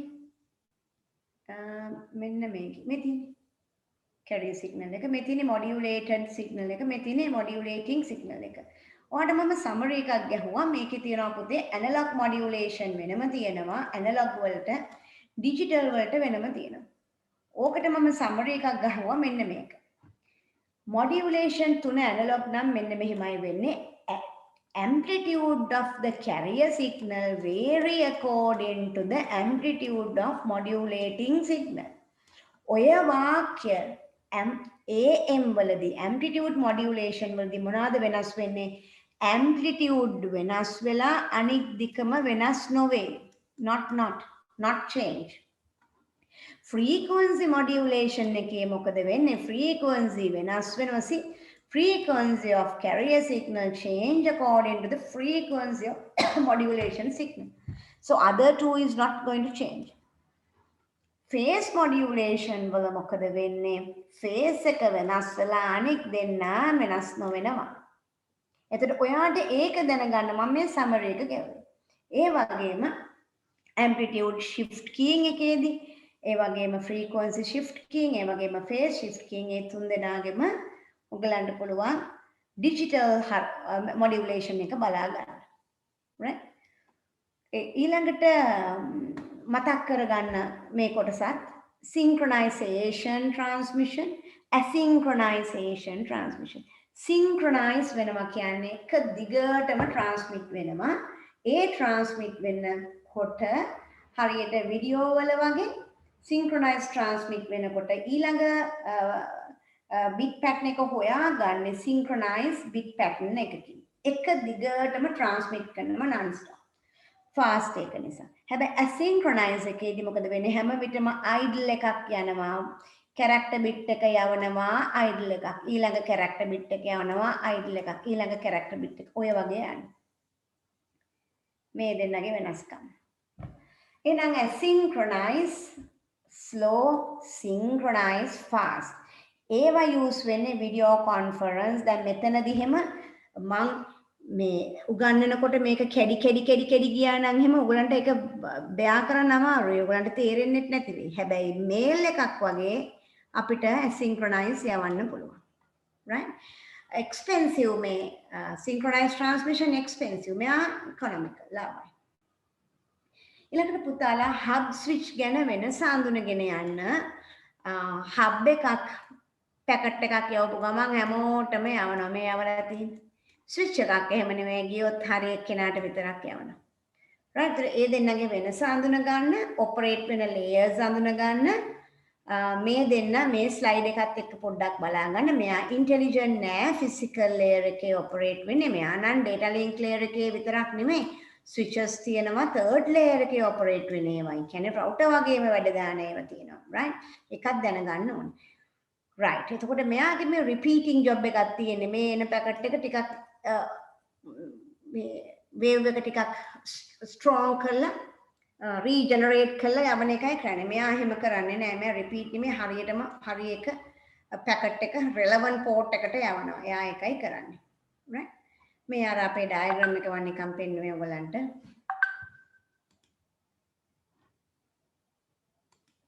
right? හරි. ඊළඟට ඔයාලා දැනගන්න ලියා ගන්න මේක UTP TCP ගැන දැනගෙන ඉන්න ඕනේ. ඒක අත්‍යවශ්‍ය වෙනවා මේ වෙලාවේ. ඒක දැනගෙන ඉන්න.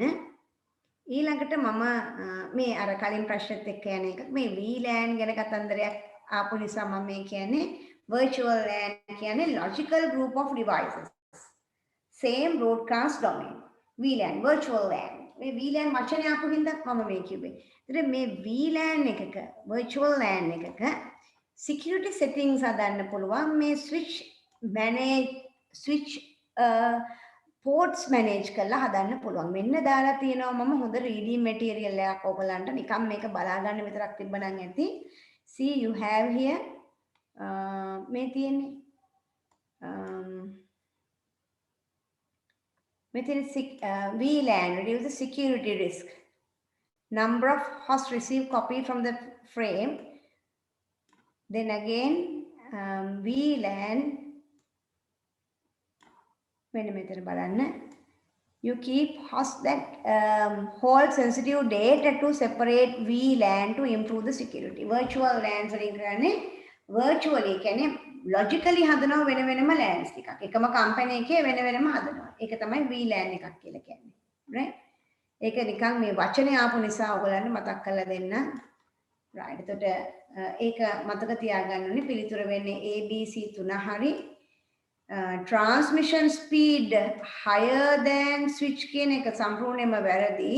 Transmission speed hub එක අඩුයි switch එක වැඩි. එහෙනම් ABC 3 විතරයි හරි. මෙන්න මේක විශේෂ කාරණාවක් C point එක ඒක දැනගන්න ඕනේ. ඒක දැනගත්තට කමන්නේ.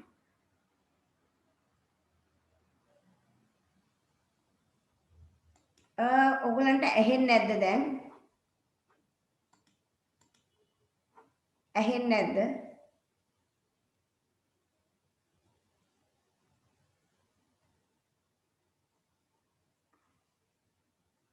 හරි. ඊළඟට අපි යමු මතක් කරලා දෙන්නයි මේ කොටස් ටික යන්නේ. ඊට පස්සේ අපි මෙන්න මේ සිකියුරිටි ගැන කතා කරද්දී මම පොඩි ස්ලයිඩ් එකක් හැදුවා ඔයගලන්ට. මෙන්න මේක කලින් එන්න ඕනේ ස්ලයිඩ් එකක් අපි කරපු ස්ලයිඩ් එකක් මෙන්න මේක. best practices cyber security best practices. ඕකෙදී ඔයාගේ සාමාන්‍ය දැනීමේ ප්‍රශ්නයක් විදිහටත් සිලබස් එකේ තියෙන දෙයක් විදිහටත් දෙකක් මම කතා කරන්න කැමතියි. ඒ තමයි cyber security. උතෙන්ද security කියවහම අපිට ඔයාලට පුළුවන් phishing attacks වලින් hackers ළඟින් unauthorized access ඔය ඔක්කොගෙම බේරෙන්න සහ virus spread වෙනකොට මේ ඒ වයින් ගැලවෙන්න ඔය ඔක්කොටම මේ cyber security ඒ කියන්නේ cyber world එකට ඔයා සම්බන්ධ වෙලා ඉන්නවා නම් ඒ කියන්නේ network වෙලා තියෙනවා නම් ඔයා කොහොමද මේ හොඳ පුරුදු නැත්නම් යහ පුරුදු නැත්නම් best practices කියලා කොටසක් තිබුණා. එතනදී ඔයාලට කියන්න පුළුවන් use firewall. ඒ වගේම strong password use කරන එක. ඒ වගේම ඔයාලට කියන්න පුළුවන් regular backup ගන්න එක. antivirus software malicious codes වලට භාවිතා කරන එක. එක එක්කෙනාට access control දෙන එක. අන්න ඒ වගේ මේ මං කීපයයි දැම්මේ. ඊට වඩා ඔයාට පුළුවන් දාන්න. ඒ වගේම sensitive data share නොකර ඉන්න එක websites එක්ක genuine websites වලට පමණක් යන එක. අන්න ඒ විදිහට පුතාලා ඉතා පරිස්සමට මේක ලියන්න පුළුවන් තනියම ලියන්න පුළුවන් කොටසක් මේක. right? එතනදී ඔයාලට සර්වර්ස් ටික මෙන්න මේ උත්තරයේ තුන විදිහට ගන්න පුළුවන්. DHCP මොනවද කරන්නේ? IP dynamically allocate කරනවා හරියටම හරි. DNS මොකද කරන්නේ? translate කරනවා domain name to IP addresses එක හරි. මෙහෙම සර්වර් එකක් අපි උගන්වලා නැති නිසා ඒක අයින් කළා දාන්න. ඔයාලට AB පමණක් පිළිතුර විදිහට ගන්න පුළුවන්. AB only උත්තරයේ තුන විදිහට ගන්න සහ මෙන්න දීලා තියෙනවා ඔයගලන්ට දීපු summary එක. මේක ජිත්මදුව මේ දැන් අද එවපු නෝට් එකක් මේ දාලා තියෙන්නේ මමත් දීලා තියෙන්නේ මේ විදිහටම සර්වර් දීලා ඔක්කොම සර්වර්ස් ටික මේ විදිහට විස්තර කරලා දීලා තියෙනවා. එතකොට ඔයාලට මෙන්න මේ මයින්ඩ් මැප් එකෙන් ඔයාගේ වැඩේ කරගන්න පුළුවන්. එතනදිත් ස්පෙෂල් දෙයක් තියෙනවා. ඒ තමයි ඔයාලට දැනගන්න ඕනේ senders end එකේ receivers end එකේ protocol ටිකත් එක්කම දැනගන්න ඕනේ. මේක මම කතා කරලා තියෙනවා. ඒකත් පුතාලා පොඩ්ඩක් බලාගෙනම යන්න. right? ඒකත් වටිනවා. හරි. ඊළඟට අපි යමු. ඊළඟට මෙන්න මේක. ඔයාලට net system models යටතේ මෙන්න මේ ලස්සන mind map එකක් දීලා තියෙනවා ජිත්මා. ඕගලන්ට මම කියලා ඇති ලස්සන වගුවක් හදන්න කියලා මතක ඇති. අදාළ mind map එක දැන් තියෙනවා නම් ළඟට ගන්න. spiral model, waterfall model, prototyping and agile. එතනදී advantage disadvantage මතක් කරගන්න හේතුව තමයි චූටි උදාහරණයක් දීලා අහන්න පුළුවන් risky project වලට මොකද්ද වඩා හොඳ? මොකද්ද හොඳ? spiral model risk prone project වලට හොඳයි. requirement stable නම් requirement හොඳටම දන්නවා නම් අවශ්‍යතා පැහැදිලි නම් ස්ථායී නම් නුදුරු අනාගතයේදී නව අවශ්‍යතා එකතු නොවේ නම් ඒ කියන්නේ we are not going to be at a new requirement in future. Requirements are stable. අන්න හොඳ කවුද? දියැලි ආකෘතිය. මොකද දියැලි ආකෘතිය නැත්තම් waterfall model එක පහළට ගලනවා විතරයි. උඩදී requirement identify කරාට පස්සේ මැදදී වෙනස් කරන්න දෙන්නේ නැහැ යා. එයාගේ තියෙන පාඩුව ඒක. හැබැයි යා හොඳයි මොනවටද?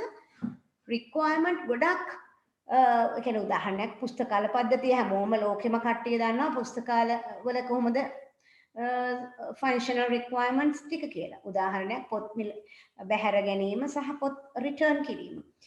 ඒ කියන්නේ requirements පැහැදිලි. අන්න එවැනි ඒවයි waterfall එක හොඳයි.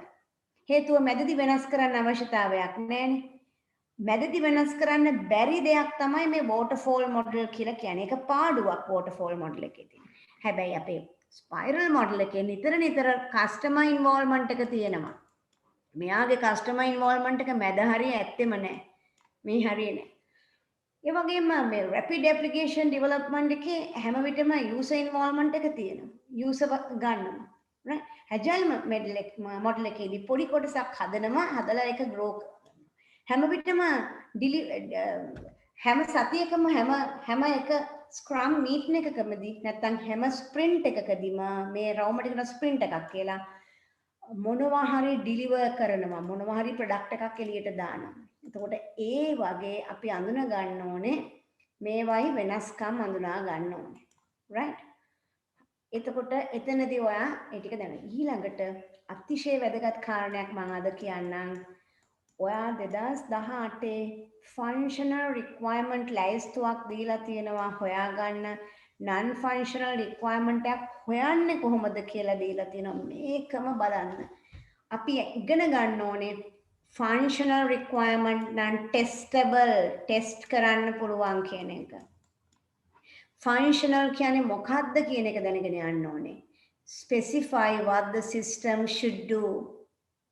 right? It related to the technical functionality. තව විදිහකට කියනවා නම් a specification of behavior between input and output. right? ඒතර ඔයා කෙලින්ම functional requirement test කරන්න පුළුවන් කියන එක ඔලුවට ගන්න ඕනේ. ඒ වගේම non functional requirement නම් ඒ මේ කතා කරන්නේ quality attributes ගැන හරියට නිකන් user friendly interface, ඒ වගේම response time, ඒ වගේම throughput, ඒ වගේම maintainability, scalability, reliability, security, usability, ඒ වගේ quality attributes ටික ගැන තමයි මේ කතා කරන්නේ. තව විදිහකට කියනවා නම් how the system performed a certain function or a system. තව විදිහකට සිංහල මීඩියමයි කියනවා නම් මේ කතා කරන්නේ කාර්ය සාධනය කෙසේද යන්න. නැත්නම් පද්ධතිය ක්‍රියා කරන්නේ කෙසේද යන්න. ඔය ටික මම මේ දාලා තියෙන ප්‍රශ්න ඇසුරින් ඔයා දැනගත යුතු වෙනවා. මේ 2018 ෆන්ක්ෂනල් සම්බන්ධයෙන් අහපු දේවල් ටික තමයි ලං කරලා තියෙන්නේ. ඊළඟට ඔයාගේ CSS HTML knowledge එකට අනිවාර්යෙන් class ID මාරු නොකර පටල ගන්න නැතුව ID කියන්නේ hash එක, class කියන්නේ dot එක, class යන්නේ ගොඩකටම h1ටයි p ටයි, ID යන්නේ එකකට p10ක් තිබ්බත් එකකට. ඔන්න ඔය විදිහට පටල ගන්න නැතුව දැනගෙන යන්න. මේ ලියලා තියෙන්නේ මම a class attribute of one or more elements such as p ඕන එකකට ගන්න පුළුවන්. ID an attribute of unique element should only apply for once, right? එකකට විතරයි. ඊට පස්සේ මෙන්න මම දාලා තියෙනවා ID hash class dot. ඔන්න ඔයාගේ ප්‍රශ්නේ. class අහන්නේ. class කවුද? class කොහොමද පෙන්වන්නේ? තිතකින්. right? ඒක දැනගන්න ඕනේ. right. එතකොට ඒක දැනගෙන ඉන්න ඕනේ. ඊළඟට group selectors අහලා තිබුණා අඳුන ගන්න එකම declaration එක නැවත යනවා නම් කොමා දාලා selectors වෙන් කරන්න පුළුවන්.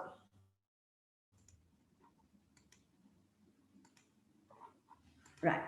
ඊළඟට internal external inline ටික දැනගෙනම යන්න ඕනේ. internal කියන්නේ ඇතුලේ head එකේ ලියනවා නම් මේ head එකේ style දාලා තියෙන මේ දුඹුරු පාට කොළ පාට වගේ තියෙන්නේ ඒක style දෙකක් අතර ලියන්නේ internal. external ලියන්නේ එළිය එක link කරන්නේ link rel කියලා link එකකින්. inline දම් පාටින් දාලා තියෙන කෙලින්ම ලියනවා style tag එකෙන් rule එක මෙතනට. ඔය තුන ඔයා දැනගෙන යන්න වෙනවා.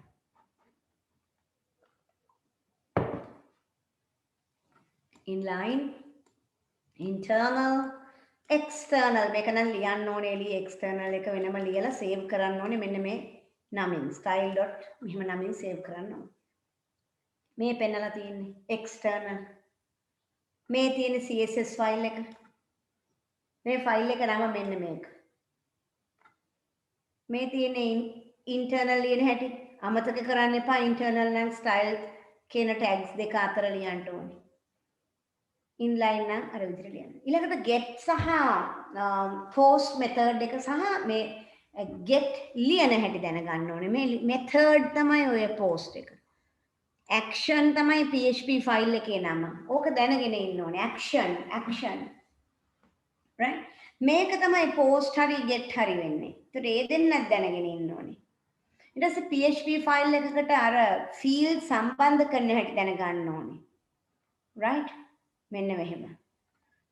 ඊළඟට get post වෙනස ඔන්න මම mind map එකේ දාලා තියෙනවා. ඔයගලන්ට ඒකත් පුළුවන්. එහෙනම් secured get is not secured කියන එක දැනගෙන ඉන්න ඕනේ. මෙයා secured දැනගෙන ඉන්න ඕනේ. මේ දෙන්නගේ වෙනස්කම්. ඊළඟට PHP variable වල විශේෂත්වය variable එකේ ඉස්සරහින් ඩොලර් මාක් එක තිබේ. variable එකේ සාරාංශය ඩොලර් වලින් පටන් ගන්නවා. first character එක A to Z. ඒ කියන්නේ letter එකක් වෙන්න පුළුවන්. එහෙම නැත්නම් underscore එකක් වෙන්න පුළුවන්. මම මේ summary එක දාලා තියෙනවා. එතනින් පස්සේ ඔයාට letters numbers underscore තුනම ගන්න පුළුවන්. බොහොම සරලයි. හරියට අපේ Python වගේමයි වෙනසකට තියෙන්නේ ඩොලර් එක නෑ Python වල. එහෙනම් අර විදිහමයි වෙන්නේ.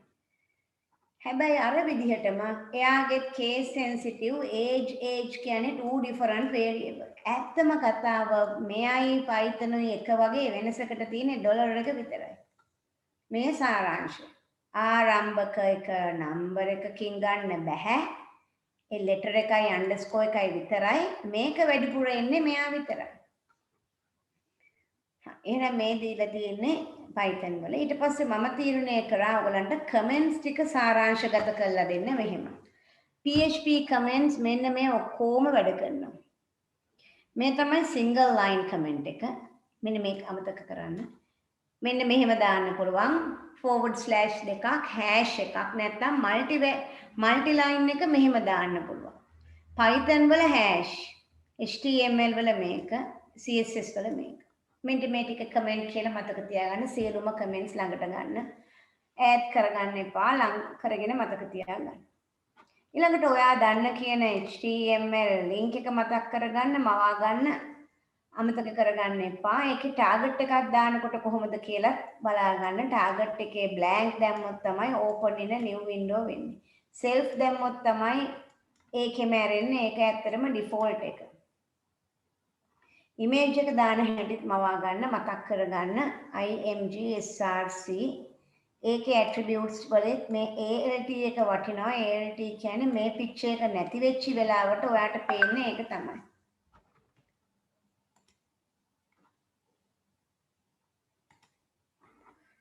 ඊට පස්සේ අපි යමු. ඔයාට මම මේ ටික දාලා දුන්නේ මේ ලින්ක් දෙක මේ දෙකම තියෙනවා අවුරුදු දෙකේම. අවුරුදු දෙකේ මේ දෙකම තියෙනවා. ඔයාට ඉතින් පින්තූර මේ ඒ වගේම ඔයාගේ ටේබල් දැනුම අහලා තියෙනවා. ටේබල් දැනුම මේ කැප්ෂන් එක කොහොමද යන්නේ කියලා. හෙඩර්ස් මැදට එනවා කියන එක මවා ගන්න. ඒවා බෝල් වෙනවා කියන එක. ඔයාගේ මොනවාද මේ data අයින් වමට හොඳට වමට එල්ලේ වෙනවා නැත්නම් left align වෙනවා කියන එක මවා ගන්න, මතක් කරගන්න. border එකක්වත් තියෙන්න ඕනේ මේක මෙහෙම පේන්න නම්. ඊළඟට පුතා දැනගන්න ඕනේ column දෙකක් එකතු වෙනකොට තමයි column span කියලා දාන්නේ. මේ දෙකක් කියන්නේ කීයක්ද? මේ columns දෙකක්. මේක එක මේක දෙක. ඒ දෙක. ඕකේ අනිත් පැත්ත ඔයා row දැනගන්න ඕනේ. මේ row 1යි 2යි. ඕක දැනගන්න ඕනේ. ඒ දෙකමත් අහලා තිබුණා. ඊළඟට අතිශය වැදගත් එකක් මම දැන් කියන්නම්. මෙන්න මේක output එක ගන්න කිව්වොත් මේ තියෙන්නේ paragraph එකක්. මේ DL එකක්. ඔන්න DL output එකක් අහලා තිබුණ නැහැ. ඔන්න දැන් ඇහුවොත් DL වල වෙනස තියෙන්නේ ඔයාගේ මෙන්න මේක නම් වෙබ් බ්‍රවුසර් එක මුල්ලටම එනවා T එක. මේ P එක ගාවටම එනවා. සාමාන්‍යයෙන් list එකක් normal list එකක් OL එකක් දුන්නොත් මොකද වෙන්නේ? OL එකේ list item එක කොහොමද දැන් සාමාන්‍ය ගානට වඩා පොඩ්ඩක් මෙහෙම align අපි කියනවා indent වෙනවා කියලා. indent වෙනවා. එහෙම indent වෙන්නේ නැහැ. මේකේ title එක ගානට set වෙනවා මුල්ලට. මේ output එකමයි මම ගත්තේ. මෙන්න මේක අතිශය වැදගත්. මේ superscript subscript දන්න දෙයක්. මෙන්න මම දැම්මා කමෙන්ට් එකක්. ඊළඟට මම දැම්මා click on sun png can open sun html web page in a new window or tab කියලා දැම්මොත් ඔයාලට ලියන්න තියෙන්නේ මෙන්න මෙහෙමයි. ahref සමානයි යන තැන කොහෙද sun.html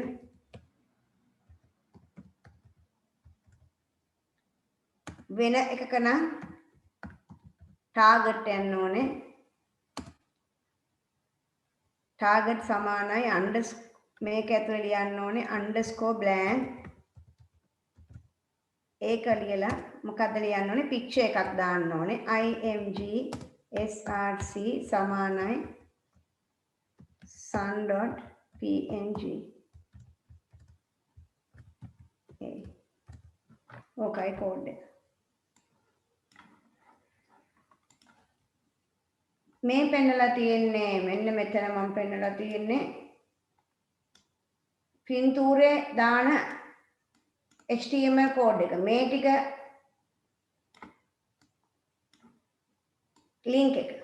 ලින්ක් එකේ යන තැන මේ ටාගට් එකෙන් වෙන්නේ අලුත් එකකට යන එක.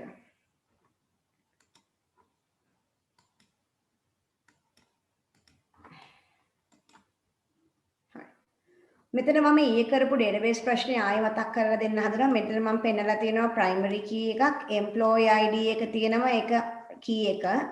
ඒකට depend වෙනවා මේ ලොකු table එකක් දාලා තියෙනවා. employee name, address, salary, department id, department name, location. මේකේ හැටියට මේක තියෙන්නේ මොන normalization එකේද කියලා කිව්වොත් ඔයා කොහොමද කියන්නේ? මේකේ අපිට පේනවා transitive dependence අයින් වෙලා නැහැ. transitive කියන්නේ මොකද්ද? key එකක් නොවන කෙනෙක් අනිත් අය යටත් කරගෙන ඉන්නවා. මෙයායි නායකයා. හැමෝම නායකයාට යටත් වෙලා ඉන්න ඕනේ එකේ. නායකයෙක් නොවන කෙනෙක් අනිත් දෙන්නෙක්ව යටත් කරන් ඉන්නවා. එහෙ කියන්නේ third normalize වෙලා නැහැ. ඒ කියන්නේ second එකේ ඉන්නේ. එතකොට මේක අපි second එකේ ඉන්නේ කියලා කියන්න පුළුවන්. හේතුව තමයි මේකේ partial dependent නැහැ. හැබැයි transitive dependence තියෙනවා. ඒ කියන්නේ third එකට ගිහිල්ලා නැහැ. second එකේ ඉන්නේ මෙයා. About able second normalization. Oh. Justify your answer. මේකේ partial dependent නැහැ. එහෙනම් second normal. හැබැයි transitive dependence තියෙනවා. That is third normal. එකට ගිහිල්ලා නැහැ. එහෙනම් it's second normal. ඊළඟට කියනවා convert the about able to next third normal form. කොහොමද third normal කරන්නේ? මෙයාගේ primary key එක අරගන්නවා. එයාට අයිති employee name, address, salary විතරයි. department කියලා වෙනම කැරලි ගහපු කට්ටිය අයින් කරලා දානවා. ඔයාලා කට්ටිය යන්න වෙන table එකක් හදාගන්න. හැබැයි ගියාට මොකද මට relationship එක ඕනේ හින්දා මම තියාගන්නවා මෙතන නැට්ට වගේ. එයාට කියනවා foreign key කියලා. මේ තමයි මගේ foreign key එක. එයාව තියාගන්නවා. දැන් හරි. දැන් මම යනවා ඊළඟ ප්‍රශ්නෙට. අහන්නේ third normal form එකේ හදාපු employee කියන මේ table එක. දැන් අර දිග table එක නෙමෙයි චූටි table එක මට තියෙන්නේ. මේක විතරයි තියෙන්නේ. ඔය table එක මට මොනවා කරන්න ඕනේද? හදා ගන්න ඕනේ SQL වලින් හදන්න ඕනේ. එතෙන්දී මම link එක ගැන කතා කරන්නේ නැහැ. link එක ගැන කතා කරොත් ඔයාට foreign key කියලා දාගන්න වෙනවා. references කියලා table එකේ නම දාන්න වෙනවා. මෙතන මම කරලා තියෙන්නේ මේක හැදුවා විතරයි. link එක ගැන කියලා නැහැනේ මම. ඒ හින්දා කොහොමද අපි table එකක් හදන්නේ පුතා? table එක දැනගන්නම ඕනේ. ඔන්න පළවෙනි වැදගත් වෙන SQL command එක. create table එකේ නම වරහන ඇතුලේ field names ටික ලියාගෙන යනවා. ලියලා අදාළ data type එක ලියනවා. ඔයාට කොච්චර characters ටිකක් එතන use කරනවද කියලා කියනවා. ඊළඟට මේ ලියලා තියෙන එකම තමයි ඊළඟට ඔයා not null constraint දානවා නම් ඒ කියන්නේ අනිවාර්යයෙන්ම field එකක් නම් ඔයා ලියන්න ඕනේ not null කියලා. right?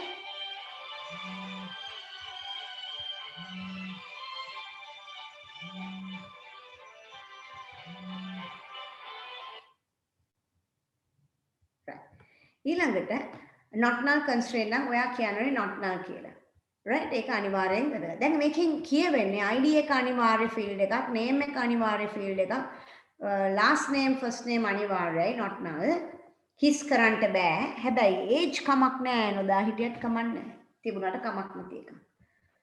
right. මේ තමයි table එකේ syntax එක කලින් කරපු එක. මේ creating a table අරකම තමයි. මෙන්න තියෙනවා ඊළඟ question එක මගේ මේක හරිම වැදගත්.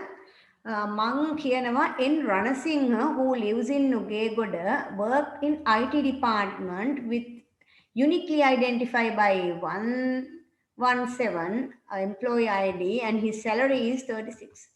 අලුත් data එකක් දාන්න කියන එක තමයි මේ කියන්නේ. ඒක ඔයා දැනගන්න ඕනේ ඊළඟ වැදගත් query එක.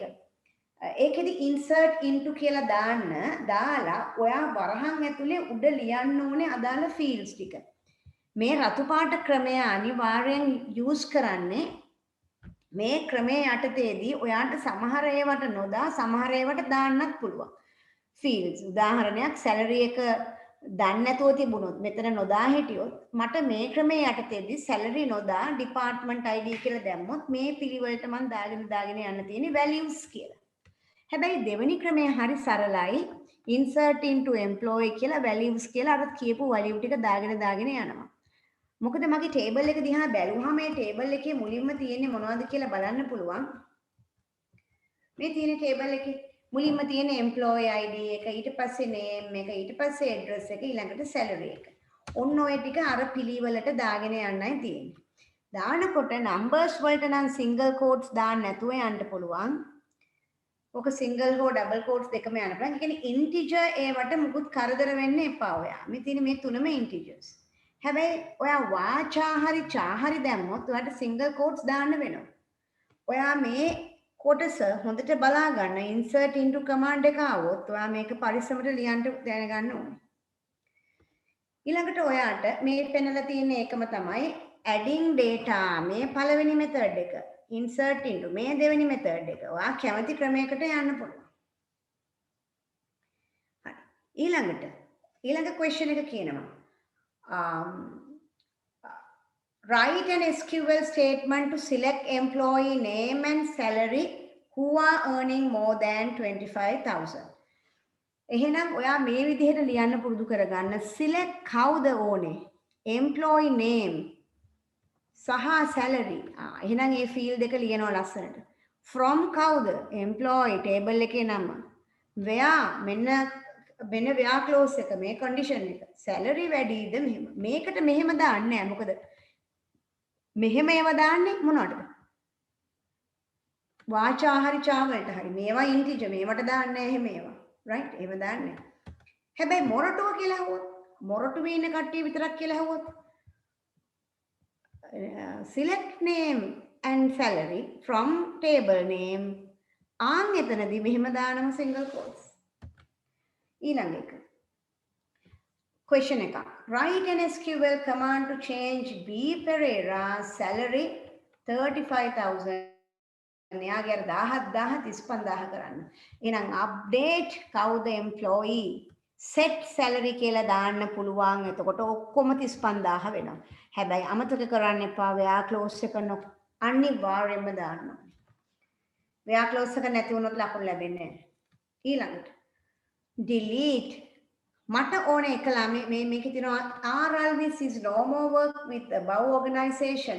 write SQL command to remove Alvis data from table. කොහමද delete කියලා ලියලා from employee කිව්වොත් සමස්ත රෙකෝඩ් ගානම මැකෙනවා. එහෙනම් where clause එක අනිවාර්යෙන් ඕනේ. where කියලා අදාළ කෙනාගේ නම දාන්න 1.4 කියන එක. semicolon අමතක කරන්න එපා. semicolon 0.5 ගන්න semicolon දාන්න. right. එහෙනම් ඔය ටික හොඳට බලා ගන්න. ඊට අමතරව ඔයාට දැනෙනවා කියලා හිතන කොහොම කොටස් බලා ගන්න. මේ අහන්න පුළුවන් කියලා හිතන කොටස් ටිකක් මම